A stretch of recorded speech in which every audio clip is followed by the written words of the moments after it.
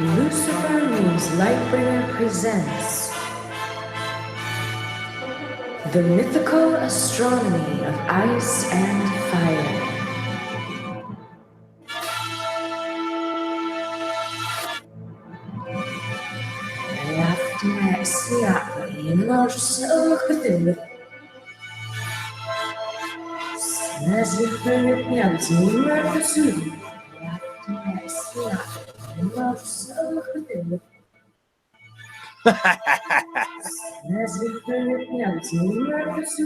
Yeah, that was fun. That was good. And I've got an echo loop 1 second. Yeah, that was fun. Somebody's that was good. Making it worse by having their sound on their YouTube video. Yeah, I think it's you, fun. Monica. You're actually not. It's not me, because you're Making muted. It worse by having their sound. It's not me.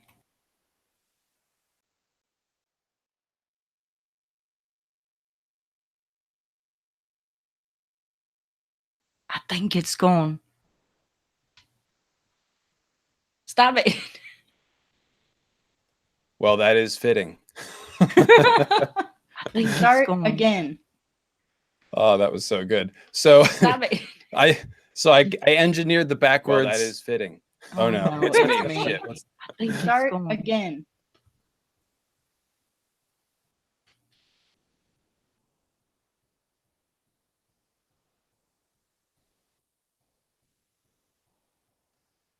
Okay, y'all are hearing that too, right?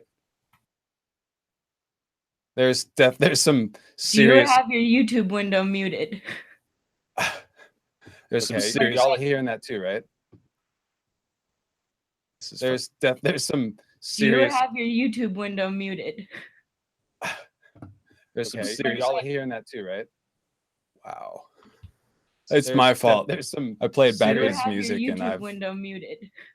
created. Really activated the witchcraft. Oh my god! Bear with us, people. It's my fault. I'll figure this out. I played backwards music and I've. Window muted. I don't have any YouTube Activated windows the open. witchcraft. Oh my god! Bear with us, people.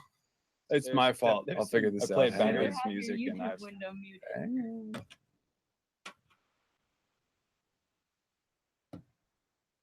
Wow. I don't know what's happening, guys. Let's see if it's done. It's on my end, by the way. It's not either of you two. So there was like a 20-second feedback loop. That was so weird. I guess that's what's happened when you play when you play backwards music for YouTube. It just fucking loses its shit and starts wow. Okay. Sorry guys. Hopefully there's no broken mirrors in anyone's rooms or I've lost the tank lid. Wow. One of my glass dragon's lid just shattered into 1,000 million pieces. That was absolutely my fault. I'm so sorry, everyone. This is what I get. I mean, it's obviously strangely appropriate. Oh, I could tell this is going to be a legendary stream. Legendary. Let me introduce my guests. First off, I have returning for her second appearance, Painkiller Jane, also known as Monica. Say hello from Smoky Sacramento. Or David. Hi, everybody. I'm Painkiller Jane, as you know. I'm glad you guys are back with us today to talk about starting back. This for me is just like with you guys. It's going to be a head scratcher and a brain teaser, and hopefully will blow my mind. Cool. Well, I am reactivating my recording software, and I'm thinking that might have been the source of the really strange business, but I'm going to hope that it isn't. So just let me know if the demons come back again. Okay, alrighty. So my other guest is, of course, the Hand of the Dragon, Mallory Starshine. And yes, I have fixed the camera now. Say hello. Hello. I feel partially responsible for this witchcraft that's going on, and I'm one of the minions as the Hand of the Dragon. So apologies all around. And I'm going to be drawing something very pretty for you today. So I hope you enjoy. Well, I'm excited. This looks like some sort of prologue fight scene. And by the way, I am supposed to be Wazor the Amazor. That is my, well, actually I should have I should have the here. Now I am Wayzor the Amazor. But to be honest, I'm feeling like this shit is going to be so confusing that I'm just going to like look kind of normal today, and I'm just going to read it to you because it's going to be boop, we're going to twist a little heads off ourselves today. That's what we're going to do. Y'all are a bunch of little martins, and we're going to make a sable cloak out of your minds. It's actually kind of what happens, but in any case, I am going to start right into this, guys, because otherwise it's going to be one of those incredibly long streams, and Painkiller Jane will pass out from all the smoke she's breathing there, and yeah, well, hopefully not. You got your air purifiers running, right? Yeah, I have my HEPA filters on, but I'm also smoking too, so it's like. Okay, well, that's the smoke. Those are the trees you want to smoke. Those aren't. Not the forest of Central California. So, yeah, guys, Yeah. it's bad. It's really smoky today. It was like white out. I looked out my windows today and it was just this white. It's like not quite fog, you know. Yeah, not it's a good look. It's been super bad over here because I only live about maybe an hour or so away from the fire. So yeah, it's been like 400 plus on the air quality, and it's just I went outside yesterday to go get some pizza, and I had a headache for the rest of the day because of the smoke and all the particulates. Yeah, it's not nearly as bad at my house because we're on the other side of a little mountain ridge from where PKJ is, but it's still pretty bad. And yeah, we're wearing the masks anytime we go out of the house. And yeah, it sucks, man. It sucks. But in any case, hopefully the burning forest will be contained. Burning trees are fun as metaphors, not so much fun in real life when there are so many of them. But let's go ahead and dive in. And I see lots of nice names in the chat. I see Up From Under Winterfell, aka Maester Mary, who's been it's good to see you again, Mary. And I see Rusted Revolver and Kimberly G and George Jedi and Johan and Alicia Kingston and Misty, Anime Lover, Ponderous Reader, the Kraken Taco. Yep, everybody's here in the house. Thanks for joining, guys. 187. That's great.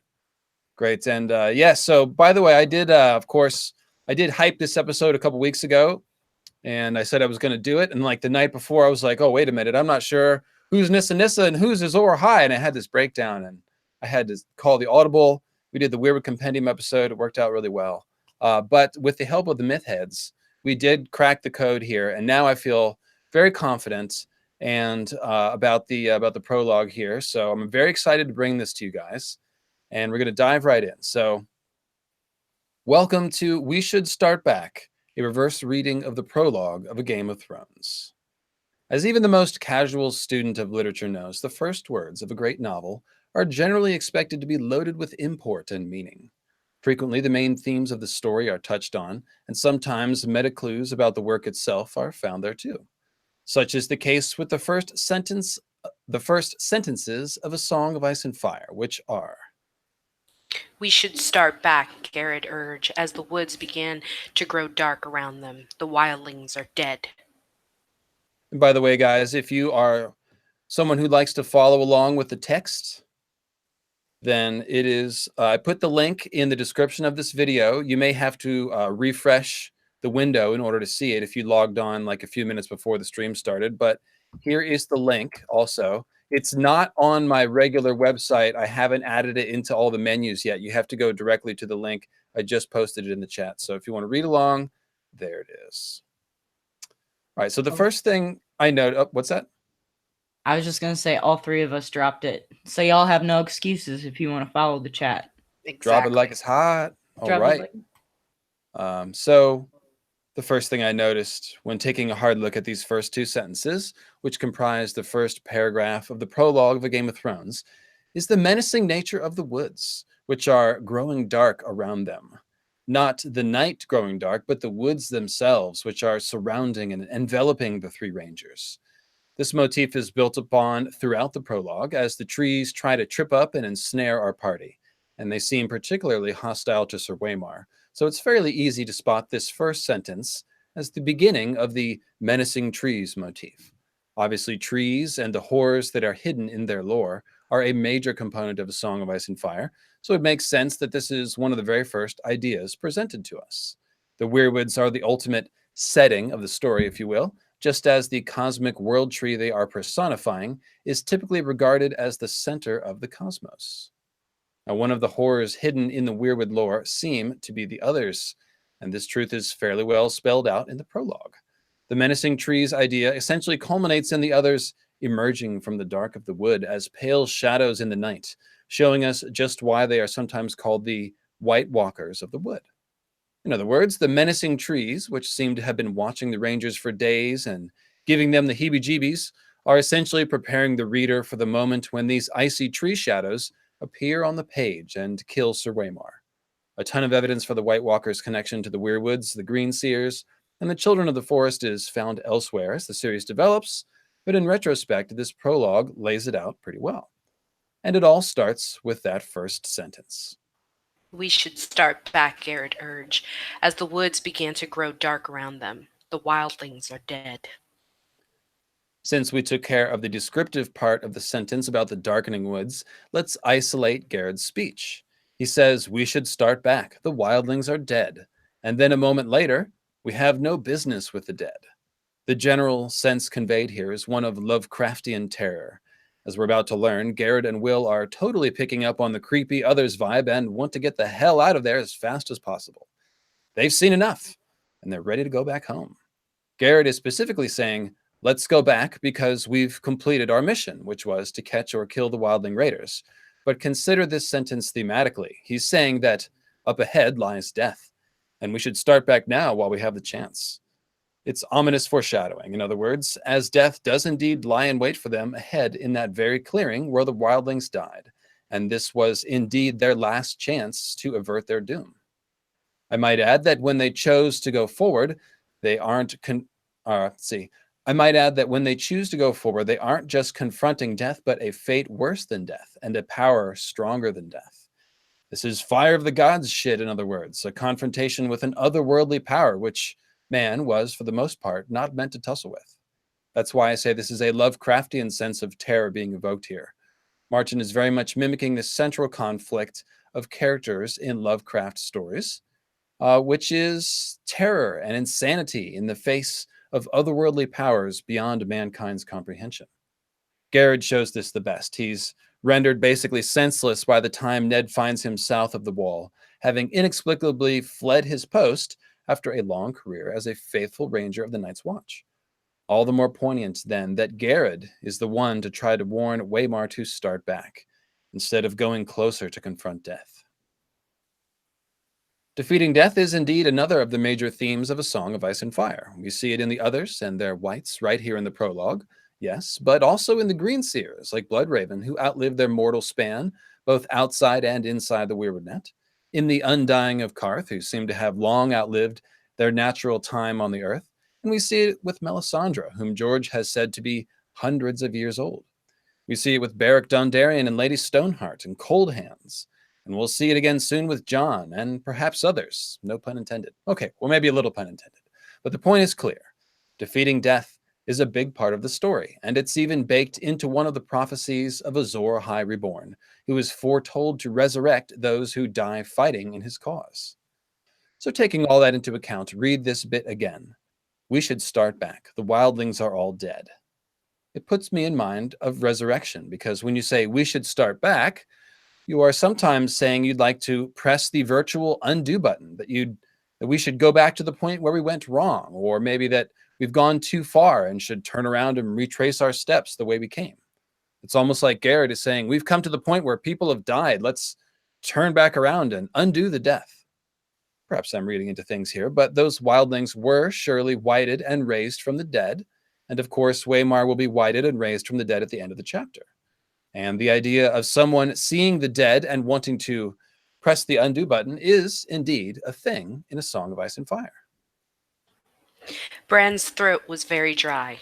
He swallowed. Winterfell. I was back in Winterfell. I saw my father. He's not dead. He's not. I saw him. He's back at Winterfell. He's still alive.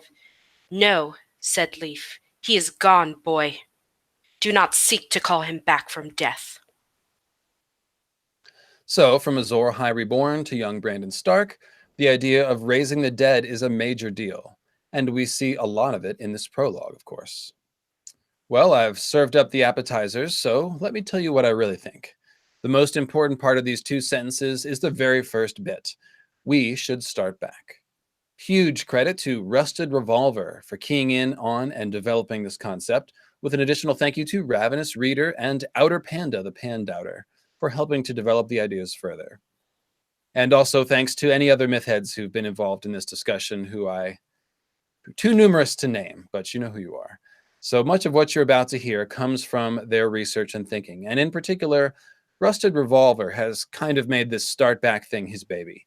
And without his insight here, this essay would definitely not exist at all. So Rusted and Ravi were also kind enough to review this essay beforehand and offer their input. So thanks very much, guys. And again, thanks to all the myth heads who helped me work through the confusion of a couple weeks ago and sort this out. Thanks a lot. So Amanda, Gretchen, all you guys. Anyways, putting the Rusted Revolver and Ravenous Reader, as I like to say, are putting the RR in George R.R. Martin. So thanks to them. Thanks to George Martin. Thanks to Stanley Black for our intro music. Thanks for John Walsh for the flamenco music. Thanks to Painkiller Jane. And thanks to Sanrixian. And thank you all for joining us. So getting ready to start with the first section. Let me see if we can play music without causing a time vortex. Painkiller Jane, take the mic for a second and let's check in on what Sandry's drawing. All right, guys. So any questions before we actually start back from the chat? No questions. Sandry, got any ideas? I've got a lot of ideas, but I'm saving them for the Q&A. Yeah, I know. Me too. This is very new for me, so I'm just like everybody else. I'm just eagerly waiting on all the explanations. Me too. This is very new for me. Uh-oh. Oh, I figured it out. I figured out what happened. So, okay. So I'm playing music. The music that I play when we do this is coming from my second computer, and I'm patching it in through the sound interface like it's an instrument, basically, into right next to my microphone in the one that I'm broadcasting from. But on that computer, I had a YouTube window open. So it was playing that. Anyways, it won't happen again. Sorry. That's pretty funny, though. You got to admit. It was Yeah, listen to your hand. Very on brand, as they say. Yes. Well, we should start back. I mean, there's lots of things. I'm pretty sure a lot of people have noticed that George has been writing certain things backwards for the place whole names and people's name. Yeah. Whole concept of reading backwards, like, it just boggles my mind. Like, I did it, and I highlighted a bunch of stuff, but it was hard. It was very hard. Yeah, it is very hard. I mentioned to LML the other day about what's his name? Da Vinci writing backwards and upside down in a mirror so he could hide his sketches and things like that. That's not really that hard, though. That sounds hard to me. Yeah, me too. Painkiller, can you elaborate on that, or both of you, if you know that story? That's really interesting. I think people I've never heard that before, and I've studied Da Vinci a lot. Oh, yeah, if you hold up his notebooks, like his actual written notebooks to mirrors, it's actually written backwards in that classical Italian that he was writing in and stuff like that to hide certain rather dangerous sketches of his that he has. Were these sketches of penises? No, probably most likely the War Machine ones. Oh yeah, no, that makes sense. That's cool. So I see a couple people in the chat also did what you did, Sandry, and they tried to read the prologue backwards ahead of today to see what they could make of it. So you'll have to see how much you guys get, look at the same way that I do. So, and by the way, I do have a Star Wars t-shirt on under here because we are going to be doing Star Wars, and because this one has the red, nice, like, fiery sword version of the lightsaber there, and just like that. So nice. I got a lightning jersey on. What you got, Painkiller? A lightning jersey. Oh, That's I'm a perfect. huge I'm a huge lightning fan as I'm from Tampa, Florida. So yeah. Oh, that's awesome. Like you're the others and I'm Wazor, dude. We're ready to throw down. I'm gonna I'm be a screen. broke like a tree struck by lightning. That's not gonna be good. Oh well. I'm also a Buccaneers fan, so Pirates. Woo. Oh, I'm sorry, Painkiller. I had the screen locked on Sanri. Can you give us everybody a shot one more time of your lightning jersey here? Sure. Here we go. It's glorious. I love the color Yep. too. It's nice Go indigo. Lightning. Yeah. Fuck You can yeah. see in the back, my dire wolves back there are sitting on a lightning blanket as well. Oh, nice. Yeah, so they are. Oh, it's full of symbolism. All right, cool. I won't break it down. I do see some lightning emojis in the chat. That's nice. All right, here comes the music. We're going to play some flamenco, some very normal, straightforward flamenco Oh music. no. Brace for impact. This next section is dedicated to the long night's watch. Sharon Ice Eyes, dread ferryman of the north, wielder of the staff of the old gods, the weirwood staff banded in Valerian steel. Synxia, frozen fire queen of the summer snows and burner of winter's wick. Blue raven of the lightning peck, the frozen thunderbolt, whose words are the way must be tried. And the smiling wolf, Lord Stephen Stark of the broken tower, Jedi of just ice, he who awaits the Corn King. That was pretty slick, you gotta admit. That was awesome. That was actually really nice. It's kind of mellowing. Yeah, it wasn't nearly as horrifying as I thought it was gonna be. So I'm happy. Thank you. Well, it does help for it to be happening in only one time continuum and not like two shifted about 15 seconds apart. But yeah, that was a backwards flamingo. Sanri, draw a backwards flamingo.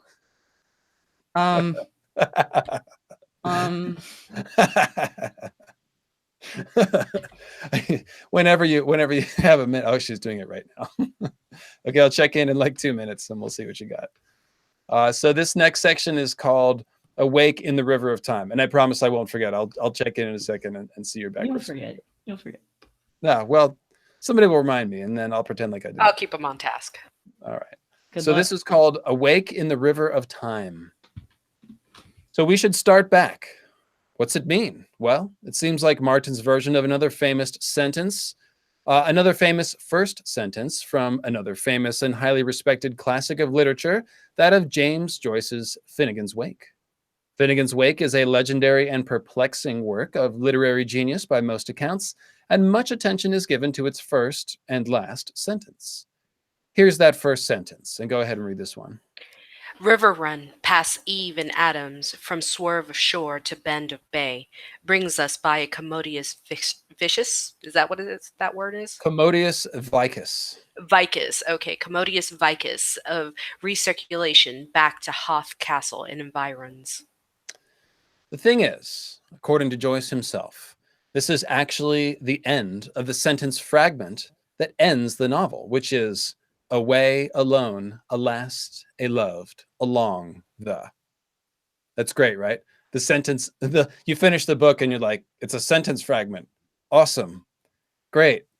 Anyways, you put it together, the last sentence and the first sentence, and you get a kind of infinite loop, a novel whose ending flows seamlessly into its beginning.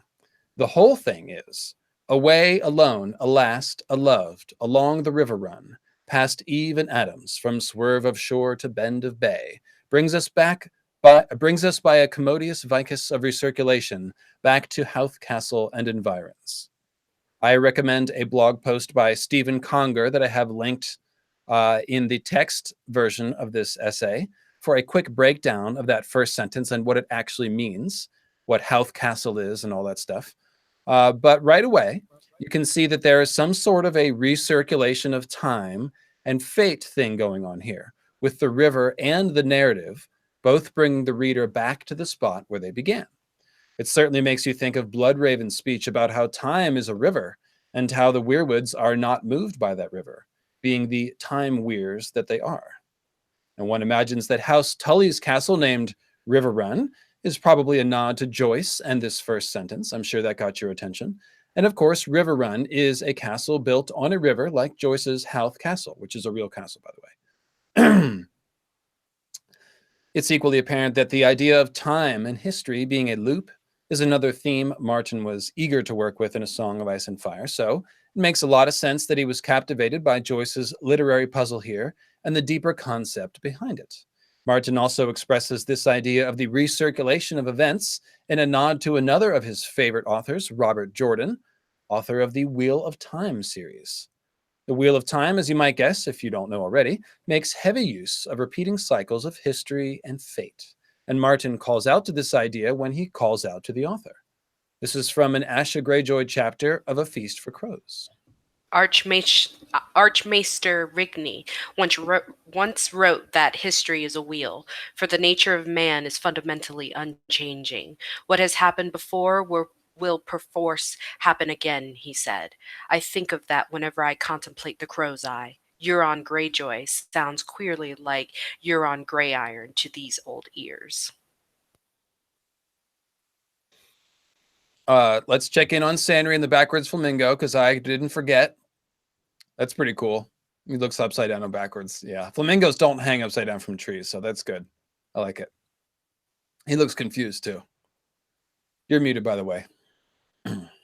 Not sure if you're. I was explaining that I just drew him as a bat because that's the opposite of a flamingo. Sure. If anybody else wants to take a try. Well, technically, flamingos are supposed to be the inspiration for phoenixes, just because they're like gray and ugly when they're born, and they get that nice little pink color. But see, Thank a phoenix is super cool and badass, and I feel like a backwards flamingo would be more of like the derpy. Yeah. I'm thinking of Gobbles from South Park right now. They're just mean, like swans. Freaking mean. Pelicans are assholes, man. When I talk about, I used to have a folder on my computer called "Pelicans Were Assholes," and I was collecting proof for years. All right, back this to is what good we were because doing. you can't like, how do you draw a backwards flamingo? Like, how do you know which way it's supposed to be facing and how it's backwards? But upside down works. I mean, I don't know. Somehow it works. So I think he should be holding on by one leg, just because they like to stand on one leg.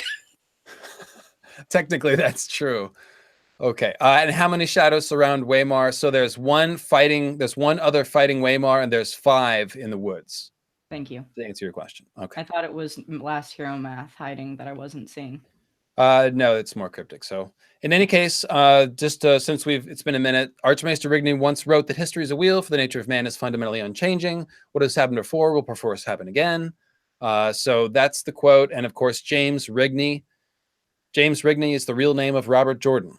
And so Martin cleverly used the name Rigney here while he's talking about history, time, being a wheel. Some of the main heroes and villains in the Wheel of Time series are actually fairly literal reincarnations of past characters, and in the end, they're primarily concerned with righting the wrongs of events done 3,000 years in the past. Martin has borrowed many things from Jordan, who Martin admired and respected a great deal, and many of those things have to do with the Wheel of Time idea.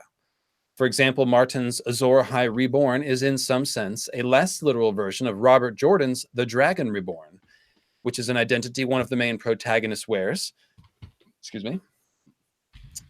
And the Dothraki Mother of Mountains is an obvious parallel to Dragonmount, which is a similarly shaped and similarly isolated mountain where this Dragon Reborn character both died in the ancient past and is reborn as a baby in the present. Martin has also imagined the deeper concept of cyclical time and historical events as a dragon-shaped Ouroboros, which he placed in the sigil of House Toland of Dorne. The next quote is from an Arion chapter of A Feast for Crows, and you may recognize it. You should, as it is the very first quote in my very first essay. Astronomy explains the legends of ice and fire. This is Arion speaking to Ares Oakheart of her fear that her brother desires to steal her birthright as ruler of Dorne. Have you ever seen the arms of House Toland of Ghost Hill? He had to think a moment. A dragon eating its own tail? The dragon is time. It has no beginning and no ending, so all things come round again. Anders Yornwood is Kristen Cole reborn. He whispers in my brother's ear that he should rule after my father, that is that it is not right for men to kneel to women, that Ariane, especially, is unfit to rule, being the willful wanton that she is. This is almost Martin allowing us to see behind the curtain here. It's as if Ariana is showing us how to analyze A Song of Ice and Fire. Consider the characters in the main story as parallels of those from history and legend, she's telling us, because all things come round again. It's a major clue from Martin to us readers, and it certainly helped me make sense of what I had found when I discovered Daenerys acting out the Carthene dragons come from the second moon legend, even while she fulfills the prophecy of Azor Ahai's rebirth by waking the dragons from stone under a bleeding star. In other words, I found this major, clear-cut parallel between this pivotal scene at the climax of the first book and a legend that Daenerys had heard earlier in the book, which is also the fulfillment of ancient prophecy. And then I read the quote about Hastolan's time dragon eating its own tail, and it all clicked. Martin is indeed creating stories that eat their own tail. He's weaving parallels between the major events of the ancient past and the current plot, and he's using symbolism and archetypes and metaphorical drama plays in order to do it. This understanding is the backbone of all mythical astronomy research. There you go. It's important to note. One of the most obvious such parallels is probably this very prologue of A Game of Thrones. We don't know it when we first read it because we haven't heard the story of the last hero yet, but Sir Waymar's fight against the others does, of course, turn out to have clear echoes of the legend of the last hero. It's not a perfect match, but at this point, after reading and rereading the series a few times, as most of us have, we can certainly recognize the idea of a man of the Night's Watch searching deep into the cold, dead lands and bravely confronting the others alone, only to have his sword break from the cold of their magic. This parallel is deepened by the fact that Sir Waymar Royce has many parallels to Jon Snow, the most likely candidate for a recasting of the last hero's cold journey into the dead lands to face the others. Here I will point you to Joe Magician's video on Waymar Royce for further information. And of course, don't forget the great follow-up live stream that he did with myself and Bookshelf Stud. Those are on the Joe Magician YouTube channel. And when I'm sure you guys are all subscribed, but if you're not, the mods will drop the link in the chat and I'll have it in the description of the video afterwards. Point being, Waymar's description matches John's almost perfectly, and that seems to be clearly intentional. Now, Bran does have parallels to the last hero as well, as we've discussed, but consider the simple fact that Waymar is a Jon parallel and that Jon is set up to be a new last hero. It highlights Waymar's last hero-ness, if you will, in this prologue scene all the more. So, we should start back. It's a meta-commentary on how we should treat A Song of Ice and Fire. We should start back on the reread as soon as we finish, just like the reader of Finnegan's Wake.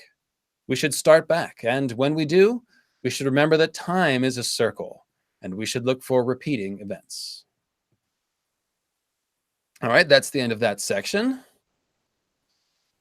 What do you think so far, Painkiller? I love it. I mean, just that he's paying homage to all of these great literary works is just amazing, and that's one of my favorite Easter egg hunts to do with him. Is just looking to see, okay, so I recognize this from this work that I read here 10 years ago, and holy shit, he is actually bringing this to light. Yeah, and by the way, Joe's videos on Waymar are really fucking good. They're one of my favorite theories or videos that anyone has done. That's why I basically begged him to go on the follow-up live stream, because I just love the idea so much, because it dovetails so nicely with the Green Zombies theory. The idea that they're testing Waymar, and that if it had been Jon, they might not have killed him, but tried to transform him or convert him or something like that. Capture him alive. It's really interesting. It makes you wonder about what they did to Benjen. And yeah, so that is the Joe Magician YouTube channel. Check it out. Yeah. The Killing of a Ranger. I love him too. Go ahead, Samri. Well, I wanted to add, and I was muted earlier, but I was just you were talking about the his influences. And I'm really familiar with the Wheel of Time series. Like, I read the whole thing up to a certain point, like up to a release date we were waiting for that didn't come, and I think Brian Sanderson took over for him, but I'm not sure on Yeah. that. Yeah, he did a really good job of finishing the series, actually. Yeah, but that character you mentioned, I think his name is Rand. Yeah. Yeah, and he is literally called the Dragon Reborn, which I just love. Yes. I love It's like that his title. official title, yeah. Yes, and he's in that world. Magic is mainly through women, which I always thought was a neat subversion. So Yeah, there's whole blogs dedicated to all the parallels. There's a lot more wow. than that, but I liked those because they have to do with the Wheel of Time concept. Like Rand is a reincarnated character, and in the past he died on the same mountain where he was born in the future. So it just kind of shows you, Holy dang, yeah. right? George, as a smart author, fully comprehends all that crap that's going on in the Wheel of Time, and he's into it, and he's into Finnegan's Wake, and you can see how he's drawing from different authors that have touched on a similar concept and weaving them together. So yeah, this is one of the fun things about exploring A Song of Ice and Fire, of course. Mm-hmm. So let me cue up the backwards flamingo music, and we'll read some more Patreon names. Cross your fingers for no witchcraft. No, the witchcraft is gone. Oh. I solved it. I prayed the rosary. It's gone. All right, let's see.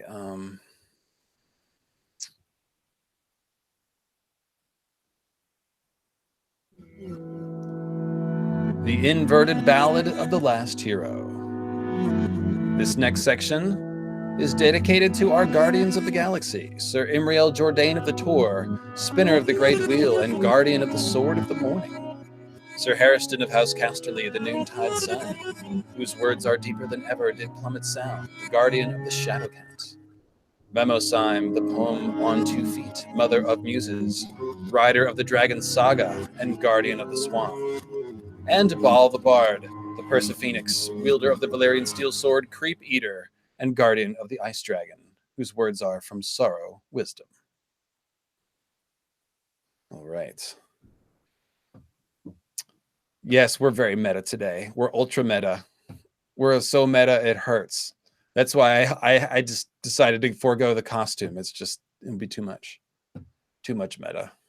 I like All when right. George, a lot of this, like a lot of your quotes in the earlier sections were very much like pushing up against the fourth wall. And he's telling us, especially, with going back in the Wheel of Time and all of that stuff with Archmeister Rigney and a lot of the things that come out of Roderick the Reader's mouth is like pushing up against that fourth wall and just scratching it and telling us, hey, you need to pay attention to this. Well, Anna Vargas is thanking me in the chat for introducing her to Elric of Melnibone. You're quite welcome. I actually need to go back and read those, but yeah, Monica, it is very fourth wall piercing. I mean, it's definitely pushing up against that, and that's why I highlighted that. It's like he's almost talking to us, being like, all these things happen again. It's like, oh, really? Okay. Anyways, so the Inverted Ballad of the Last Hero. In addition to looking for repeated events as we start back on our rereads of A Song of Ice and Fire, we've learned to look for what are called inverted parallels. A thing, place, person, or event that matches another, only flipped around or inverted in some way, like a backwards flamingo. The Others and the Black Brothers are a great example of inverted parallels, which is spelled out in this chapter, by the way. The Others are twice called Watchers, while the Night's Watch are the Watchers on the Wall. Both are brotherhoods of dudes who either cannot or should not have children. Both are shadows, but the others are called pale shadows and white shadows, while the brothers are called black shadows. The others use magical ice weapons, while the Night's Watch ideally uses dragonglass, a magical fire weapon, and so on. In fact, ice and fire are the biggest inverted parallels in the story, as we've discussed extensively in the Moons of Ice and Fire series and elsewhere. Jojen's famous quote encapsulates this perfectly. If ice can burn, then love and hate can mate. George is setting up ice and fire as a yin and yang, but he's also pointing out that there's a bit of yin and yang, and vice versa. Ice can burn, yes, and fire can be frozen, a la frozen fire, which is, of course, the name for dragonglass. We don't need to get lost in that discussion, but the point is that this sort of Up and down, forwards and backwards symmetry is found all throughout A Song of Ice and Fire at scales both large and small. And when I say forwards and backwards symmetry, I'm actually referring to a deeper truth here. I think by now we all understand that the main events of the long night drama involving Azor Ahai, Nissa Nissa, the last hero, and whoever and whatever else will be echoed in some fashion at the conclusion of A Song of Ice and Fire. And it seems very possible that our heroes will be looking to somehow reconcile the sins of the past with their actions in the present. In other words, it would make sense if we see inverted echoes of the past. That might actually make more sense than repeating the sins of the past, right? It might make more sense to see the events of the past somehow reversed, so that it ends up more like an image in a mirror, identical but flipped around in terms of left to right or forwards and backwards. We might see perhaps the roles of ice and fire flipped around, or maybe we could see a female Azor Ahai, like Daenerys, reforge a magic sword with the sacrifice of a male Nissa Nissa, like Drogo, and oh wait, we already saw that. Hat tip to Ravenous Reader for this find. There is indeed a gender-flipped thing going on at the alchemical wedding. Even as Dany is Nissa Nissa, symbolically dying to birth Lightbringer and wandering too close to the fire of her solar king, Khal Drogo, she is also forging Lightbringer, the dragons, in the chest cavity of her dead Khal Drogo, from which the dragons hatch. Dany also inserts the phallic symbol of the burning torch, Jabby Jabby, into the pyre in order to light it, which is another sign of her playing the Azor Ahai role. This gender-flipped layer is more subtle, but it is there. I argued with Ravenous Reader for a little while about it, but I had to give in defeat. It is there, in fact, and I'd not be shocked to see it happen again at the end either, with Jon perhaps playing the Nissa Nissa role and giving up his last breath to help Daenerys finish whatever Azor Ahai reborn business needs finishing. Anything is possible, but think about it. Whatever the last hero did, it may have ended the long night and beaten back the others for the moment. Well, okay, for 8,000 years, which isn't bad, but it didn't permanently solve the problem. It's very possible that simply repeating the actions of the past, repeating the actions of the last hero or Azor Ahai or whomever isn't going to cut it. We may see something more like an inverted or mirrored parallel to the events of the original sins of the long night instead. In fact, the moment of starting back creates this mirror image. The moment at which you start back, retracing your steps, is the moment at which you pivot, as if you had run into a mirror and bounced off, reversing your steps like a tape played backwards. As Rusted Revolver and others have found, that start back moment turns out to be a recurring device that Martin uses in the plot arcs of his character to pinpoint the moment they begin their redemption arc and start atoning for the sins of their past.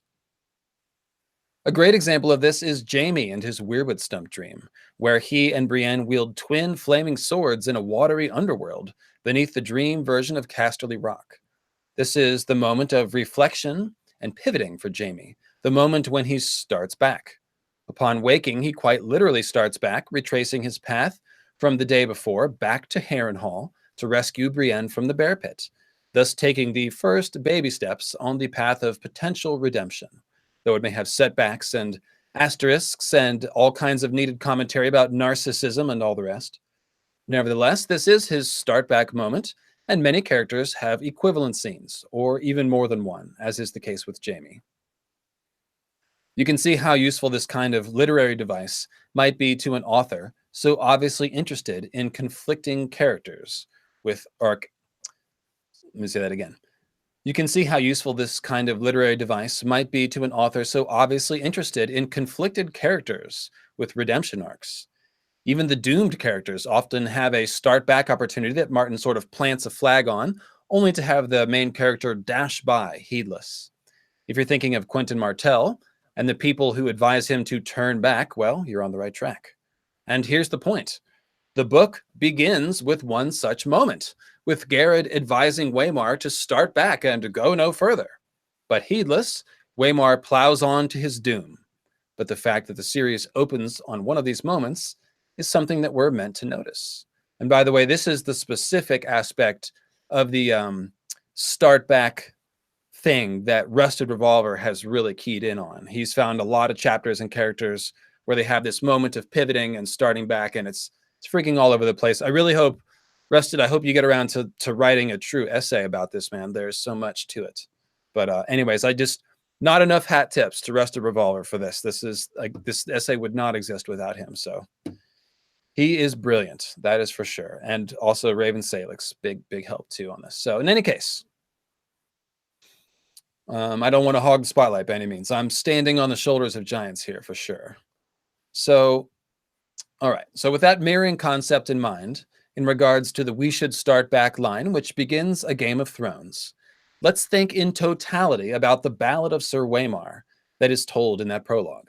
As I mentioned, it seems to have some of the main elements of the first part of the Last Hero story. We have a Night's Watchman who is a stand-in for a Stark facing the others alone, with his sword breaking and his companions nowhere to be seen. But the Last Hero story doesn't stop there.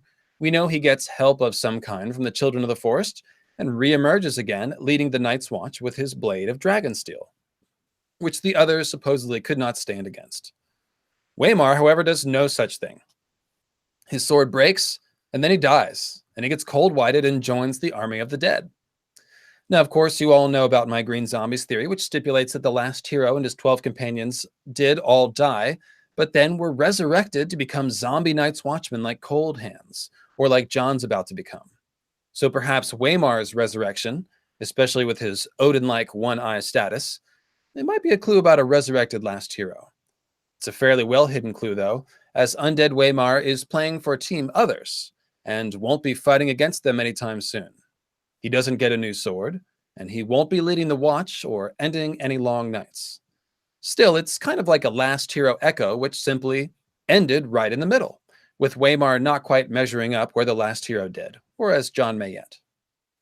In fact, the moment of Waymar's enslavement by the blue star eye magic of the others, the moment where he seems to diverge from the last hero story, represents the start back moment of the last hero story, the pivot point at which his story begins to go backwards and mirror itself. Consider, the last hero journeys into the cold lands, searching for the Children of the Forest, but then the others chase him, and his friends die, and his sword breaks. Then everything reverses itself. He gets a new sword somehow, either replacing or reforging his broken sword. He gains new companions, as we're told of him leading the Night's Watch into battle with his new Dragonsteel sword. And instead of running from the others, he's now chasing them, like the shadow chaser that he is. If those new companions were indeed his original 12, raised from the dead, as I've proposed, then it's really and truly a reversal of the first part of the story, with his friends and the last hero himself coming back to life. So just to put this in even simpler terms, I'm even going to share my screen real quick so you can see my little table.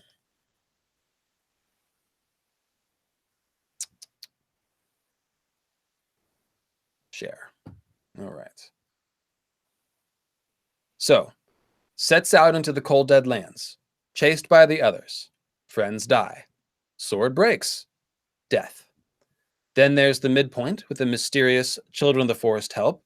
Then we get resurrection, a new sword, friends coming back to life, chasing the others, and return from the cold dead lands, victory parade. There you go. All right. And by the way, I think I missed a super chat that came in. Looked like one of the ritual ones. Yes, Disputed Lands, 666. Thank you. And by the way, I know I'm not taking a lot of questions, but if you have there's a particular point that I make that you like, or you'd like to harp on and make sure everyone in the chat sees your brilliant insight, then you can use the super chat that way, because it will highlight your comment for all to see. So it can be like a tip, like when you ring the bell, get like a good meal at a certain, like a home style restaurant, you ring the bell or something. So if you like a point that we make and you want to harp on it or something, you can use the super chat for that. There you go. So thank you, Crowfoot's daughter.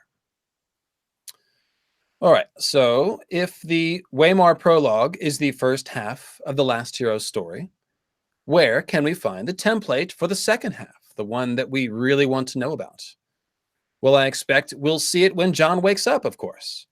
His Caesar-like stabbing murder by multiple Black brothers is somewhat similar to Waymar being stabbed by a group of White Walkers, as I discussed with Joe Magician on his live stream a few weeks ago. Notably, the last words of both chapters is cold. Waymar's prologue chapter, which is told from Will's perspective, ends with, They were gloved in the finest moleskin and sticky with blood, yet the touch was icy cold. Nice. I see Sean E sent in the 420 super chat at the beginning, and I missed it. Thank you, Sean E. I should always know you'll be there with that one. So, last words, yet the touch was icy cold.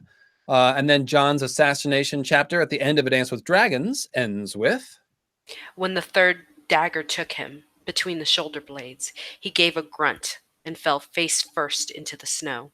He never felt the fourth knife, only the cold. stabbed John even falls face first in the snow here, just as Waymar falls face down in the snow. Face first in the snow, face down in the snow. Another comparison is that Will is murdered by the newly whited Waymar. He's killed by his fellow black brother, in other words, just as John was killed by his fellow black brothers. And just as resurrected John may be killing a few of those conspirators when he wakes up, just like Waymar waking up and killing Will. That aside, resurrection is really the ultimate start back moment. John's resurrection definitely qualifies, and I think we can expect it to imitate that mysterious start back pivot point of the last hero journey, where he receives the unspecified help from the children of the forest and starts to turn things around. According to the Green Zombie theory, that would be the point where he's resurrected and made into a super soldier to fight the others, which is pretty much what we expect from undead Wolfman John. A lot of ass kicking. The major things John does after this point should tell us a lot about the remainder of the Last Hero story. And remembering that the Last Hero seems to have led the Watch in the War for the Dawn after getting resurrected, I'd not be surprised to see John eventually assembling a crew to journey into the cold, dead lands, which, by the way, by that time might be everything north of Winterfell. In fact, I think John's resurrection will also be a start back moment, in that he will be somewhat freed of his duties as a Night's Watchman and will likely return to Winterfell, where he began his journey, only to eventually go out and fight the others at the end, as we all expect him to. Bran, who again also has Last Hero symbolism, has a very similar moment lying in the snow that I'd like to mention. While he's in Bloodraven's cave in A Dance with Dragons, learning how to be a green seer and eating his friend, he talks about starting back. Some days Bran wondered if all of this wasn't just some dream. Maybe he had fallen asleep outside in the snows and dreamed himself a safe, warm place. You have to wake, he would tell himself. You have to wake right now, or you'll go dreaming into death. Once or twice he pinched his arm with his fingers, really hard, but the only thing that did was make his arm hurt. I gotta say, the dogs barking in the background just kind of adds to the ambiance. We can imagine like Summer in the back of the Weirwood cave barking. It's good. It's good. Sorry, that's No, that my works. German Shepherd. Yeah, it totally works. I'm serious. So Bran is imagining himself lying in the snow like dead Waymar or dead John, and he fears he's about to die while stuck in this quote-unquote dream of being a green seer in a cave and eating his friend. He tries to wake himself from the supposed dream and go back to his body lying in the snow back home so that he can get up out of the snow and start back home, just like John or Waymar rising from the snow after their resurrection. Bran isn't dreaming, of course, at least, well, he really is in Bloodraven's cave, although from there he is kind of green dreaming. And really, he is still under the snow and dreaming, quote unquote, since the cave is in the far north and it's beneath ground buried in snow. Accordingly, most of us do expect Bran to leave that cave and eventually start back to Winterfell, at which point he will parallel John and Waymar waking up from the snow to begin mirroring their previous events of the journey. There's another layer here too. Bran is wondering if he's lying in the snow and dreaming he's in a weirwood cave, while as of A Dance with Dragons, the end of The Dance with Dragons, Jon's body is actually lying dead in the snow. But Jon's spirit is not in a weirwood cave, but inside Ghost, the weirwood-colored wolf. Symbolically, being inside Ghost is very like being inside a weirwood cave, I would say. And as you know, I hypothesized that the original Last Hero spirit was temporarily preserved either in the weirwood net itself or in his skin changer bonded animal like John. The last hero's resurrection may well have taken place in a weirwood root cave or in a weirwood grove like the Grove of Nine. So that's cool, right? The last hero's story has a start back mirroring point. Even more so if the green zombies theory is true, and I'm pretty confident in that one, as much as I am of moon meteors or anything else. Waymar seems to show us the first half in the prologue, and I think we can expect to see the second half of the last hero journey when John wakes up, and perhaps when Bran leaves the cave. And all of this, the entire concept of starting back and inverted parallels, all of these ideas are seated in that first sentence of the prologue. We should start back. Now, there's one more layer of this start back thing, and it's perhaps the most wicked of all. Rusted Revolver and Ravenous Reader have been fascinated with the start back concept for a while now, and have been pursuing it heavily. And while I've been busy working on my own scripts, I've also been keeping track of their research. And then when I was studying this A Game of Thrones prologue for that live stream I did on Joe Magician's channel, as a follow-up to his Waymar videos, something just clicked. Start back, start back. What if you reverse the order of events in the prologue? Sort of read it backwards. What if you reached the end and then started back, retracing your steps through the chapter? Well, let me tell you, it's a thing, as I like to say, a thing that George Martin has done. I'll let you judge for yourselves, and you do have to understand the basic ideas I've laid out in my various compendiums regarding Azor Ahai, Nissa Nissa, and their connection to the weirwoods, and that sort of thing for it to make total perfect sense. But I think it does make sense, and the myth heads are on board. So let's take a look. First, before we read it backwards, we actually need to read it forwards. At least we need to go through the main events and outline both how they demonstrate the basic mythical astronomy pattern of sun and comet killing the moon to making moon meteors. The basic pattern of sun and comet killing the moon to make moon meteors, as well as the people involved that fit the archetypal roles of Azor Ahai and Nissa Nissa. Even though I just said that Waymar's arc echoes the first half of the last hero's journey, which it does, there is also a more detailed template of both the sky and ground versions of Lightbringer's forging written into the chapter. Let's have a look at that, and then we'll hold our copies of A Game of Thrones up to the mirror and read it backwards. No, that's not what we're going to do. No, just hold on and I'll take care of it. All right, that's the end of this section. If you want to put the camera on me, I have one of my dire wolves. Oh, is attacking you viciously. Yes. Oh, he's mauling you. He's eating your face. Hi, sweetie. This is my big monkey. His name is Amir. Oh, I'm sorry I misgendered you. This is my boy. Hello, boy. Hello, good boy. And the girl, she went somewhere. She was in here earlier, so.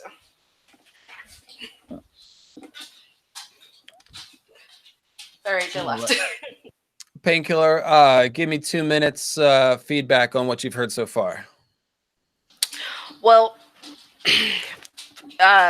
honestly, I mean, this is, like you said, it's everywhere. I remember when you put into the chat that you were going to do this essay. I mean, everybody just started scrounging around inside all of the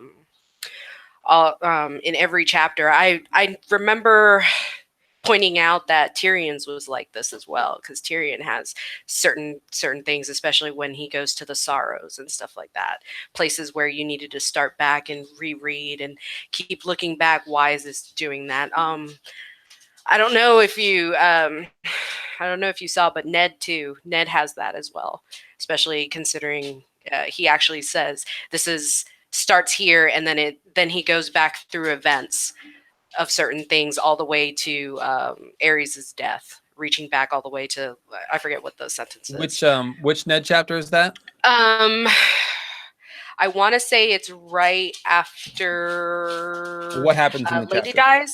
I don't remember. It's he says this something, and it reaches all the way back to a golden sword with red blood on it or something like that. It's something in one of his chapters. I have to look for it though. So yeah, that was like going to be the closing lines of this entire episode is have fun looking for other backwards reading chapters because they are out there, and we've got the myth heads combing over potential candidates for that. You were just mentioning Tyrion's chapter on the Rhoyne. That's an obvious candidate because there's like a time loop thing there already, and they're on the river, which makes for a great river of time metaphor. And Tyrion talks about going back through the ages as they're going down the river. So, you know, that's basically the clue is look for a lot of talk about starting back or reversing in a chapter. And then maybe that's probably going to be a candidate for a reverse reading. So, but first I've got to impress you all and convince you that this is even happening. So let's get back to the essay. And also let's check in with Sanrixian because we haven't done that in a minute. It looks like we've got some sword shattering. That looks like a lazy parry. Yes, I made it as lazy as I could. It took me like 20 minutes to figure that out. But yeah, lots of glass shards are rather not Valyrian steel shards. I like the contempt in his face. The others like, ugh, you are so weak. You are not the last hero. Should I give him kind of like a smug little smirk like, God, who are you? I hear Shao Kahn from Mortal Kombat saying, that was pathetic. Finish him. Yep. Basically. Make him look like Jaime, the smiling knight other. Oh, cool. Yeah. So we're ready for the next section. I got some patron names queued up. We're going to go with some more Guardians of the Galaxy here. And this next section will be called Let's Start Forwards. Of course.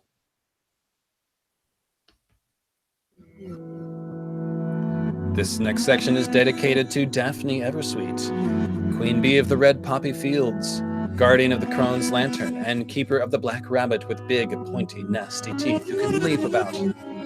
Monami of the Jade Sea, the Merry Deviant, Keeper of the Winter Roses, and Guardian of the Celestial Ghost. Han Never Solo, the Scorpion Mind, Cyber Pincher of the Weirwood Net, and Guardian of the Celestial Stallion and Horned Lord. And Hypner, Guardian of the King's Crown and the Cradle. And Mallory Sand, Storm Witch, the Hand of the Dragon, Rider of Zulfric the Black Beast, and Guardian of the Celestial Galley, aka the Weirwood Submarine. Look, you're right here. Hey! Hi. It's me. After you.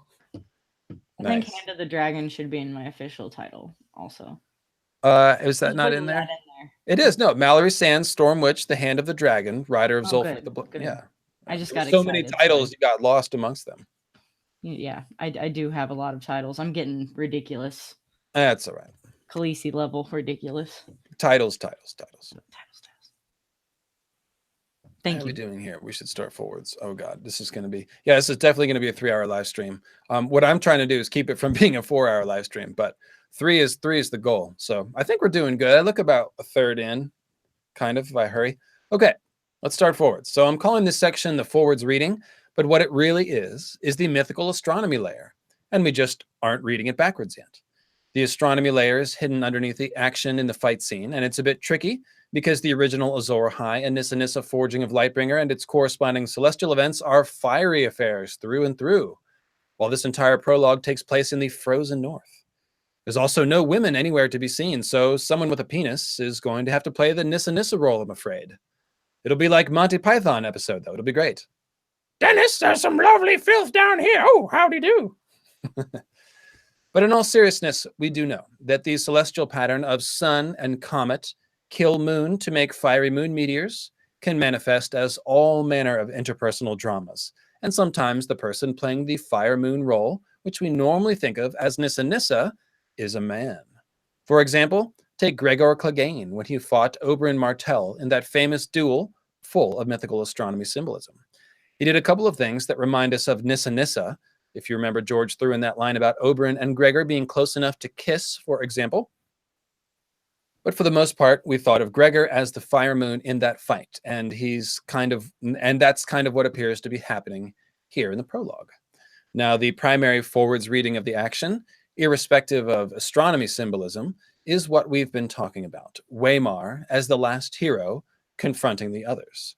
But within that drama is also tucked the basics of the long night, sun kill moon scenario and the story of Nissa Nissa and Azor Ahai, as I was just saying. The first step is to identify the players. Who's the sun? Who's the moon? Who is Nissa Nissa and who is Azor Ahai?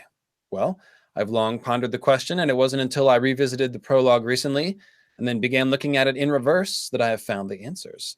And I also have to give a ton of credit to all the myth heads, like I was saying, who helped me hash this out in the past few weeks.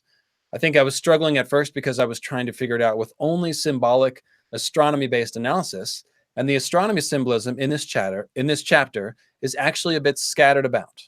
But when I honed in on the narrative dynamic of the characters involved, that's when it really made sense to me. Let's take it from the beginning, and you'll see how this works. I'm also going to divide this forwards reading into subsections for clarity, as there is just a damn lot going on, and there's a bunch of stuff from other chapters that we have to mention too, because it ties into this or that thing. Hopefully breaking it up into subsections will make it easier. This first section is called Waymar Waymar, or Waymar the Amazor, I guess. That was the winner of the poll. We did that poll. What should the name be? Waymar the Amazor was the winner by a landslide, I have to say. I gotta take a drink. Hang on. Oh, I found the quote, by the way. The one in Ned's chapter. It's in Eddard 4.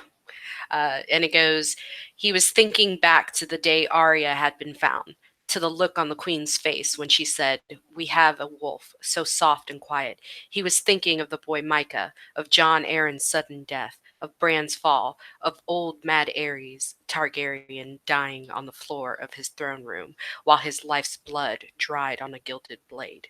"My lady," he said, turning to Caitlin, "there is nothing more you can do here. I want you to return to Winterfell at once. If there was one assassin, there could be others. Whoever ordered Bran's death will learn soon enough that the boy still lives." Oh, man.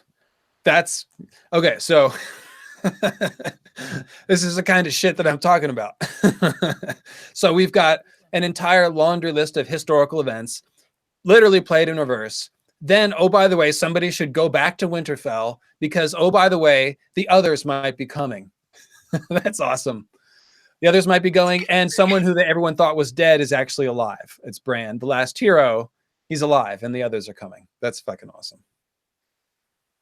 Yeah, he has like so many start back sentences, like this one in "They started back down between the pillars. Blind stone eyes seemed to follow them as they passed." It's like Waymar walking through the woods and the others are watching him in the shadows, pretty much. Oh, that's awesome. I'm about to make a comparison between Robert and Waymar, actually. So that's great. Make coffee. Thanks, Painkiller. It's nice to have you around live. So instead of just typing these random things into the chat, you can, I'm sorry, not random, topical comments. Instead of typing them in the chat, you can just, when you want to say something, you can open up and talk. It's great. Thank you. So first of all, Waymar is the last hero in one sense. And if he's the last hero in one sense, he's the obvious candidate to play the role of Azor Ahai in any sort of Azor Ahai Nissa Nissa action. If you've watched Joe Magician's The Killing of a Ranger, and maybe even if you haven't, you know about the many correlations between Waymar and Jon Snow. And that's another tip-off that Waymar is likely to be the Azor Ahai figure, because Jon Snow's an Azor Ahai figure. Indeed, I can say without reservation that this turns out to be the case. Hence the title Waymar the Amazor, which I chose to go with over Azor Waymar Ahai for whatever reason. By the way, Azor Waymar Ahai. So Azor and then Waymar and then Ahai. That's how I got that. But the last name is Marahai. Marahai is the name of that crescent-shaped island, volcanic island in the Jade Sea, which has two volcanoes on it. And it's probably a total coincidence, but just thought I'd point that out because Rusted Revolver didn't catch it when I posted this morning. I thought he would catch it, but no. What's that now? 250, 263 watching? Oh, wow. I'm very popular. Thank you, guys. Thank you. Gosh, now I'm all nervous. No, I'm not nervous. But do remember to click the like button. I appreciate it. Yes, please. All right, so Waymar resembles John. John is an Azor Ahai figure. It's all making sense, right? If you've listened to or read Blood of the Other Four, The Long Night Was His to Rule, then you'll also recall that Waymar correlates very strongly not only to John, but also to Euron Crow's Eye and to Aemond One-Eye Targaryen, the latter being a figure from the Targaryen Civil War known as the Dance of the Dragons. Everyone's tagging me all of a sudden in the chat. Zor's Highway. Yeah, okay. All right. So if you've read, okay, I just read that. Let's see.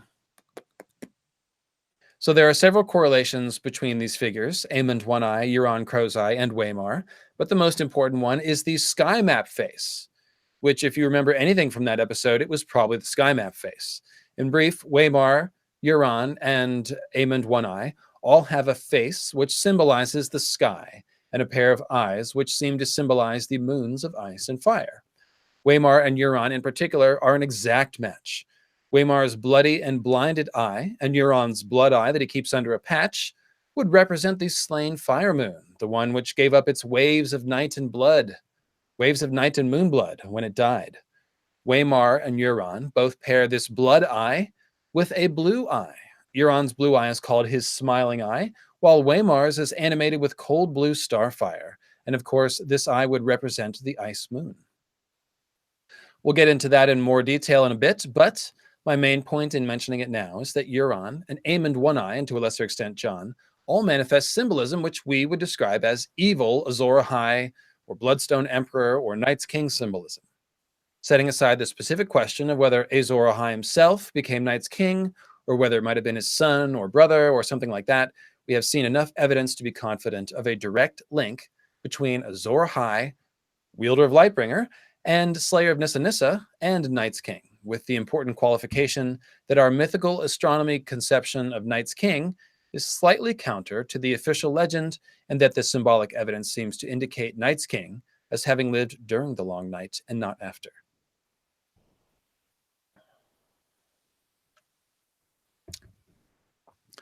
All of which is to say that Waymar's symbolism correlates very strongly to characters who manifest a range of Azor Ahai, Bloodstone Emperor, and Night's King symbolism, and therefore it makes sense to look at Waymar as the Azor Ahai figure in this prologue drama play. Call him the Runestone Emperor, if you wish, because the Royces are from Runestone. When we take a look at the surface level narrative of the conversation between the three rangers as the chapter opens, Wazor the Amazor starts making a lot more sense. Garrett and eventually Will are arguing for starting back to Castle Black, while Waymar wants to push on. Garrett and Will are very in tune with the forest, being seasoned rangers and skilled woodsmen, while Waymar is a richly dressed and entitled lordling, out on his first ranging, one which he commands solely on the merits of his high birth. He's struggling with the woods, and yet boldly forcing those who know the woods to lead him on. To me, it reads very like Azor Ahai, forcing an unwilling Nissa Nissa to lead him into the weirwood net. And the narrative bears this out. Waymar is also showing that he knows no fear, a signature Azor Ahai Night's King trait. Recall that Old Nan says Night's King was a warrior who knew no fear, and that was the fault in him, she would add. For all men Night's King was a warrior who knew no fear, and that was the fault in him, she would add, for all men must know fear. Regarding the Corpse Queen and Night's King, Old Nan also says that, fearing nothing, he chased her and caught her and loved her. After the opening lines, where Garrett urges Waymar to start back because all the wildlings are dead, Waymar then retorts with, "Do the dead frighten you?" Sir Waymar Royce asked with just the hint of a smile. Garrett did not rise to the bait. He was an old man past 50, and he had seen the lordlings come and go. "Dead is dead," he said. "We have no business with the dead." Death is one of the things that people fear the most. And here's Waymar giving the dead a defiant, cocksure smile. After Will offers that his mother told him that dead men sing no songs, Waymar famously answers, "My wet nurse said the same thing, Will," Royce replied. "Never believe anything you hear at a woman's tit. There are things to be learned even from the dead." His voice echoed, too loud in the twilight forest. Easy there, Mr. Necromancer guy. Now, in this case, learning from the dead refers to simple detective work, really, but it does give off a kind of Bloodstone Emperor Necromancer vibe, especially since we know that Waymar will soon rise from the dead with a cold blue star eye version of Odin face. Anyway, Mar, he doesn't fear the dead. And much like Robert laughing too loudly in the Winterfell crypts, Waymar's pronouncements echo too loud in the Twilight Forest. It's the first hint that Waymar is an intruder here in the woods, just as Azor Ahai is an intruder inside the Weirwood. Next, Garrett cautions that they might have an 8 or 9 day ride to get back to the wall, and that night is falling. In response, Waymar taunts Garrett, asking if he's unmanned by the dark. Azor Ahai, Lord of Night, is, of course, not scared of the dark. He does not fear death or the fall of night. In fact, he revels and takes power from those things. After we get the fearful musings of Will, our POV for the prologue, which are centered around the creepy feeling he and Garrett are getting from the woods, a feeling that Waymar is oblivious to, of course. This can't be emphasized enough. I'm sorry, I read that wrong. I'm never happy when I do it with the wrong enunciation. After this, we get the fearful musings of Will, our POV for the prologue, which are centered around the creepy feeling that he and Garrett are getting from the woods, a feeling Waymar is oblivious to, of course. This can't be emphasized enough. Will and Garrett are in tune with the woods, with its trees rustling like living things in the cold north wind, while Waymar is heedless, haughty, and too bold by half, to use a phrase. In the end, it will be the shadows emerging from the dark of the wood who will convert the hostility of the forest into violence and teach this young lord a sharp lesson.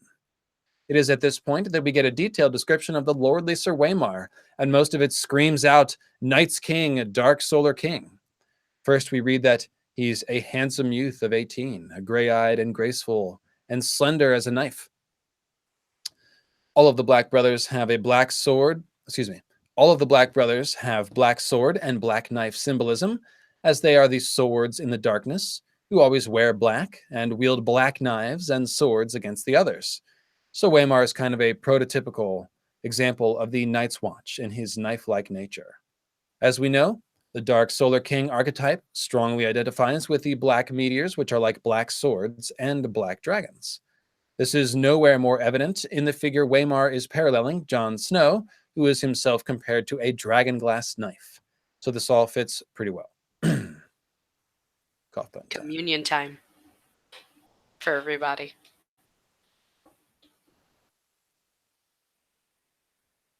You're muted, Lucy. Let's look at Sanri's drawing and entertain ourselves for a second.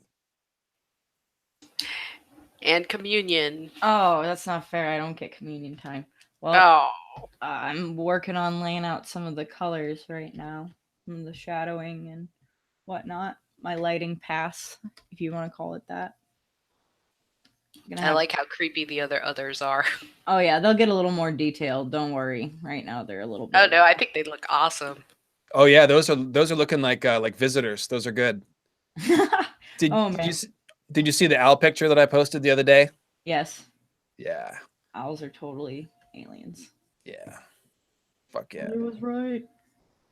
Most All right, birds so are I aliens. think I'm going to go ahead and leave this. We've reached that point where I'm going to leave the screen on Sanri for a little bit while I talk, since we got some color happening. Everybody loves the color. Everybody loves the color. Yes, they do. I love the color. I So do too. it says that mounted on his destrier, the knight towered above Will and Garrett on their smaller garrons, which creates the image of Waymar as a black tower or shadow tower. That's a recognizable motif that we've seen many times, which alludes to the towering columns of dark smoke that would have snaked upward into the sky from the meteor impacts. Think of Harrenhal's Kingspire Tower. It's kind of the perfect distillation of the Black Tower symbol of smoke. The Black Tower of Smoke symbol, rather, especially since it was burned and melted by the incomparable fires of Balerion the Black Dread, so much so that it now appears lopsided beneath the weight of the slagged stone that made it look like some giant half-melted black candle. Say, wait a minute. The tower that is a pyre and a black candle? That sounds like a unification of glass candles and smoky pyres.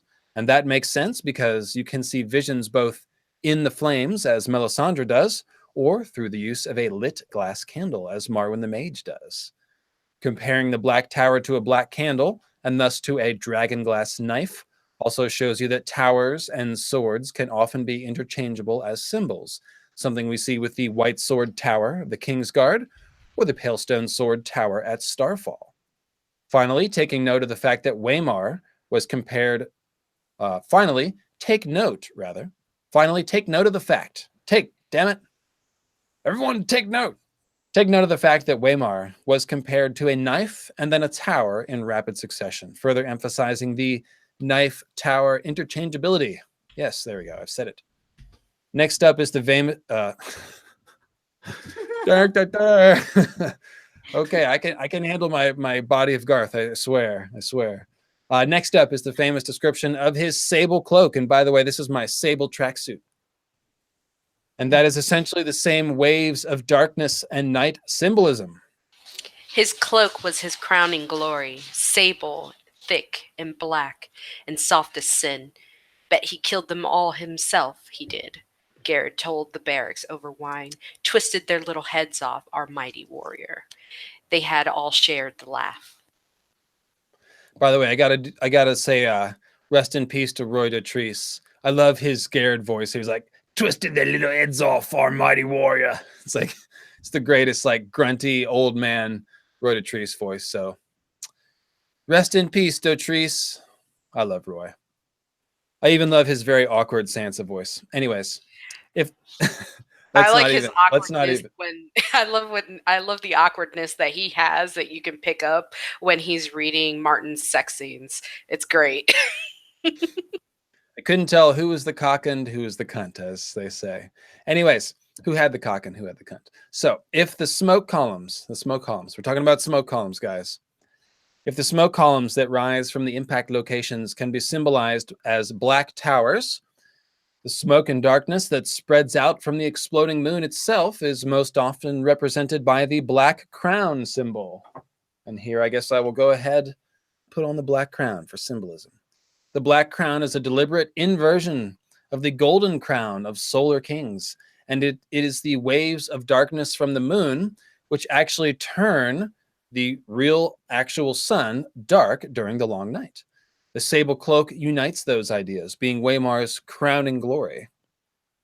It's both a black crown and a billowing cloak of darkness. It's soft as sin, because of course the acts which cause the long night darkness are the original sin of A Song of Ice and Fire. These ideas are built on a couple of pages later when Waymar reaches the clearing and finds it empty. He stood there beside the sentinel, long sword in hand, his cloak billowing behind him as the wind came up, outlined nobly against the stars for all to see. Waymar's sable cloak of darkness is blotting out the stars, oh my, billowing out from him like a tower of smoke. We can essentially think of this cloak of darkness as the skin of the slain moon, because it comes off of the moon when it's destroyed. The cloak of darkness is the dust and smoke and debris of the moon itself, so the cloak is essentially made up of the moon's corpse, if you will. It's the solar king who then puts on this dark cloak, thereby transforming himself into the dark solar king and eventually night's king. Notice the exchange a moment ago in reference to the cloak, where Garrett joked about how Waymar must have twisted their little heads off himself. Sable is a word used for the species of marten from which sable cloaks are made, and a marten is like a weasel type of thing, in case you didn't know, with very dark brown and black fur. That's right, it's a small furry mammal bearing our author's name. Laugh it up if you will. But the point is, the idea of a cloak being a stolen skin is emphasized here with their discussion. And this is a classic depiction of the actual mechanics which cause the darkness of the long night. The sun putting on the dark cloak of the burnt and broken moon. Now, here comes the trippy part. That's right, it's not trippy yet. Now it's going to get trippy. So pay close attention. Because the moon correlates to Nissa Nissa, the cloak of darkness that comes from the moon can also be seen as the skin of Nissa Nissa. What do I mean by that? Well, Nissa Nissa becomes the weirwood after she dies, right? And then the green seer wears that skin by skin changing the tree, as green seers do. And even though the trees are white, the green seer sits in darkness and wears it like a cloak. Recall Bloodraven's words to Bran. Darkness will be your cloak, your shield, your mother's milk. Darkness will make you strong. I mean, that's pretty straightforward, right? Now, I'm not saying that Bran is the Night's King, although Night's King was surely a green seer. What I'm saying is that in every sense, the symbol of the dark cloak comes from things that symbolize Nissa Nissa, namely from the moon and the weirwood trees. The moon's dark cloak covers the sun and the world, and the green seer wears the tree as a cloak of darkness when they enter the weirwood net. Azor Ahai broke the moon, unleashing the great darkness, and this act seems to be connected to his attempt to gain access to the weirwood net and wear its cloak of darkness. That's what Waymar is showing us here too. He's going to do some symbolic Nissa Nissa killing in a moment.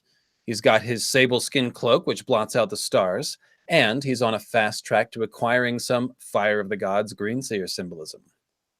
The symbolism of the sable cloak really explodes when we compare Waymar to Euron Greyjoy, who likes to wear a sable cloak and an eye patch and nothing else.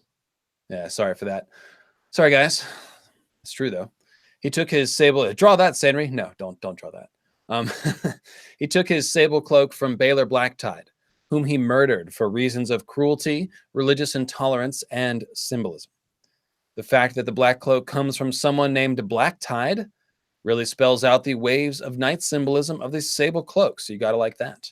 And once again, we see the implication of the sable cloak as something the Night's King figure gains by killing someone and stealing it from them. That someone should be a Nissa Nissa figure, so let's consider Baelor Blacktide for a minute.